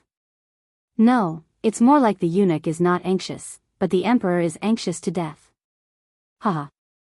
Zhuang Yichen didn't want to admit that he was a eunuch. Jiang Zhao didn't take it to heart. You're putting the cart before the horse. You're ruining the story. Zhuang Yichen sighed. It looks like Jiang Zhao had some thoughts that he didn't understand and couldn't discuss for the time being. There was no point in continuing. Forget it then. If you're not anxious, I'll leave first. Get out of the car. I don't want to send you to work. My car uses a lot of gas. It's not worth it. Okay. Then I'll leave first. Jiang Zhao opened the car door. Zhuang Yichen stopped him. Brother Zhao, are you giving up on yourself, or are you trying to turn the tables on her? He was indeed worried that Jiang Zhao seemed to have too many things on his mind recently. If he really didn't care about anything and went with the flow, that wouldn't be good. Wait until I find out who's messing with me first. Jiang Zhao said plainly. However, he couldn't help but tighten his grip on the door handle. He really couldn't let his guard down after being set up by someone. I'm afraid that by the time you find out who's behind it, you'll already be dismissed. Zhuang Yichen was telling the truth. Recess is not the end of school. Recess is not a 2-day break. The 2-day break is not a summer vacation. Even if it's a summer vacation, it doesn't mean that you'll graduate. There's no end to learning. Jiang Zhao laughed again, but Zhuang Yichen could hear the coldness in Jiang Zhao's laughter. The two of them had worked together for many years. He felt that he understood Jiang Zhao very well. Jiang Zhao's methods were not as ruthless as his, but that was only because Jiang Zhao's position didn't allow him to. Otherwise, if Jiang Zhao wasn't restricted by the Red Sect and his political power, he would have killed and robbed. There was nothing he wouldn't dare to do. Don't tell me you don't want me to find out who's behind this? Jiang Zhao shook his head. If it were any other matter, I would definitely ask you to investigate. However, this matter is so widespread that it's written about my relationship with my childhood sweetheart. It's not only to embarrass me, it's also to embarrass the well-bred Ouyang Yan. Tell me, after 7 o'clock, when my grandfather and brother Lai Qing see this kind of newspaper, won't they investigate? They'll definitely investigate, and they'll investigate openly. They won't necessarily be slower than you. I just don't want to waste resources. However, as Jiang Zhao said this, he placed his hand on the door handle back on his knee. When he knocked lightly, his handsome eyebrows furrowed slightly. However, after this matter is investigated, it's not convenient for me to do anything at home. I'm afraid I'll have to trouble you again. Haha. Zhuang Yichen was waiting for this sentence. As long as Jiang Zhao said this, it meant that he could say 2 words. Benefits? Benefits? Jiang Zhao laughed as freely as Zhuang Yichen. The benefits are that if I'm still in this position, I can still go to a higher position, and you'll have more benefits. But the downside? Jiang Zhao paused slightly, and his eyes flashed slyly like a fox. The downside is that if I step down from this position and can no longer sit in this position, Chen Tong won't be able to help you with Zhuang Yifeng's matter. Even if he's on the same side as you, it's impossible because I have the Qin family and the Jiang family behind me, and he's only Chen Tong. And all the hard work you've put in this area will be in vain. Zhuang Yichen took a deep breath, but he didn't show any disappointment. He had been talking to Jiang Zhao, who was sitting on the left side of the back seat. At this time, he sat up straight and looked ahead. Looks like it's a big benefit. At this time, Jiang Zhao's phone rang sharply. He glanced at the caller ID and said to Zhuang Yichen, "Contact me if there's anything." Welfare, Xinwu 799.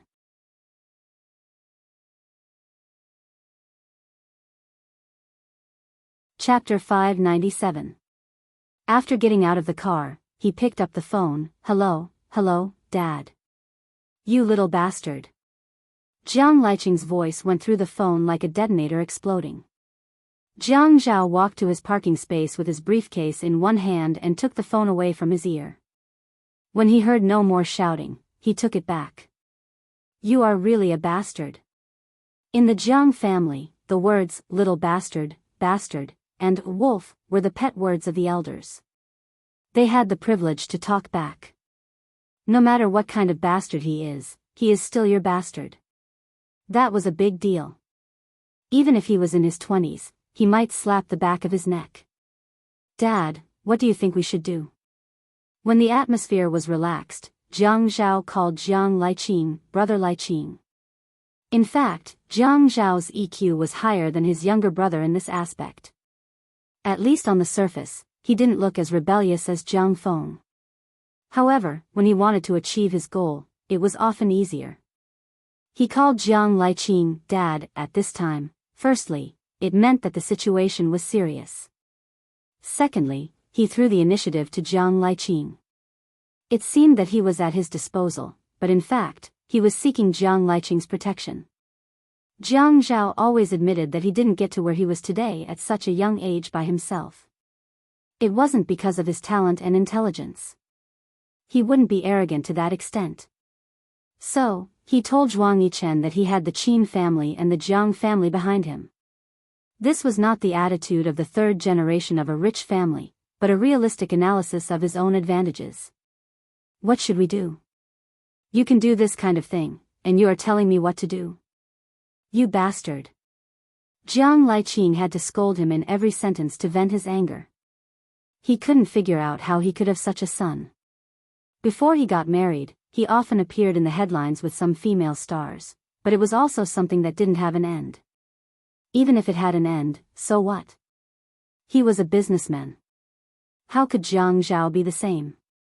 Jiang Zhao was a politician, and what he was most afraid of was not going down the wrong path. Now, not only was his reputation tarnished, even his family Ouyang's daughter could not go out to meet people. In a place like the army, there were indeed many sons of people of his age who did not live up to expectations. However, he was different. Although Jiang Feng was a little rebellious when he was young, he did not cause any big trouble. At most, he loved to play. Now, his career abroad was doing well and he would be back soon. He felt that it was honorable to talk about it. Needless to say, Jiang Zhao had been developing very well. No one would jump out and say that he was not up to par. When it was necessary to be tough, he would be tough. In politics, many people wanted to catch this son of his who had risen quickly, but no one could do so. Everyone said that Jiang Zhao was a strict person who followed the law. Not to mention a persimmon chief, even a section chief had many mistresses and prostitutes. People in the circle would also talk about it. But who had ever talked about Jiang Zhao's scandal? Even if you wanted to, you could not find it. He had always been very gratified. Now, the good reputation he had built for so many years was all ruined. And they had only been married for a few months. Dad, I'll let you scold me for 3 more minutes. Let's talk about business. Jiang Zhao did not change his tone. He sighed and walked to his car. He took out the key, pressed the lock, sat in the car, pulled the door, started the car, and warmed it up. Jiang Liqing's voice became louder. You bastard, you are still in the right. Jiang Zhao imagined that his father must have made the call in the office next to the conference room in the army. There were some voices just now. Probably someone had shown him the newspaper. He suddenly felt ashamed. At this time, his back must be straight and his head raised. He must be so angry that his face turned red.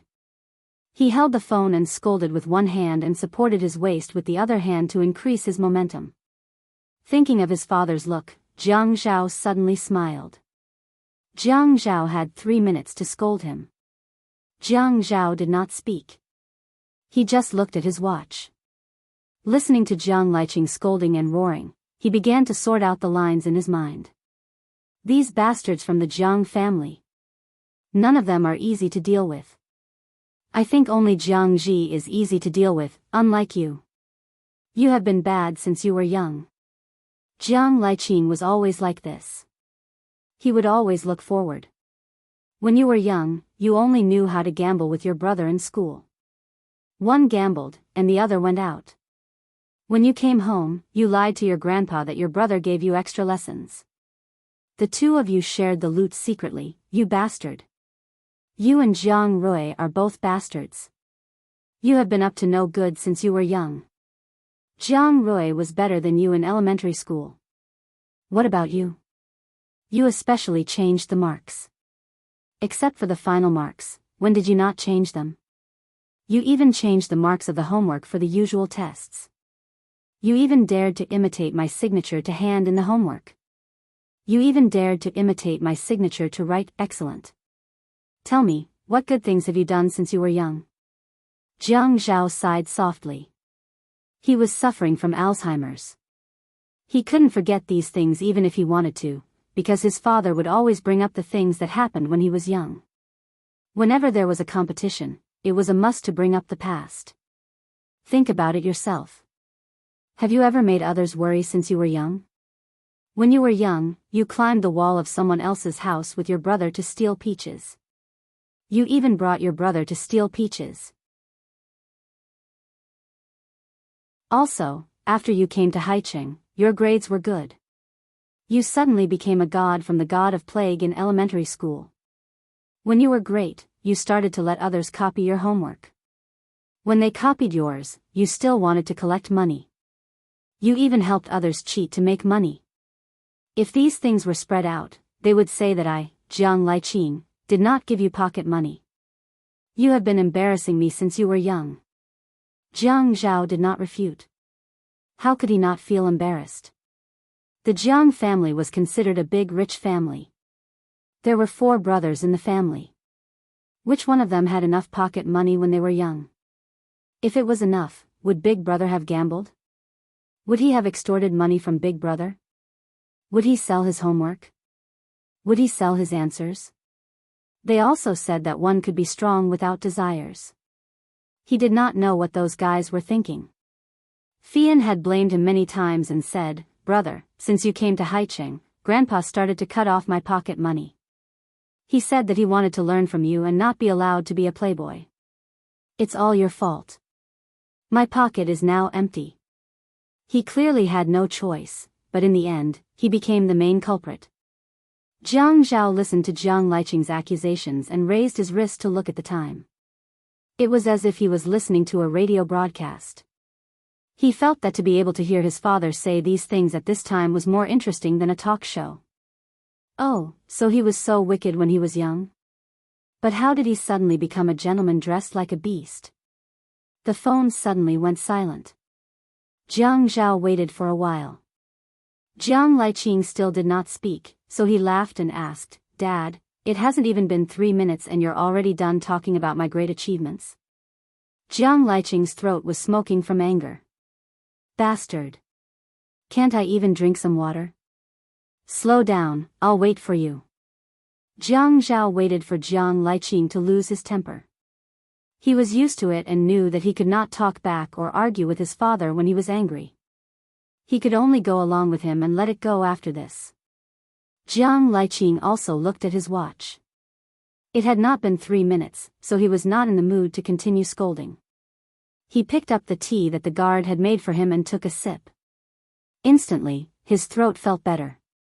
"Jiang Zhao, tell me, is it because you can't let go of that family Ouyang girl?" "Dad, do you believe me? You're my son. If I don't believe you, who should I believe?" "Dad, let me tell you, other than the things that happened between me and Yun Yun in the past, the rest are all nonsense." "What do you think?" "Nonsense?" Jiang Liqing straightened his back and slammed the teacup in his hand on the desk. With a bang, the guard outside the door thought that something had been smashed and was very worried. He did not dare to enter the office and could only wait for orders.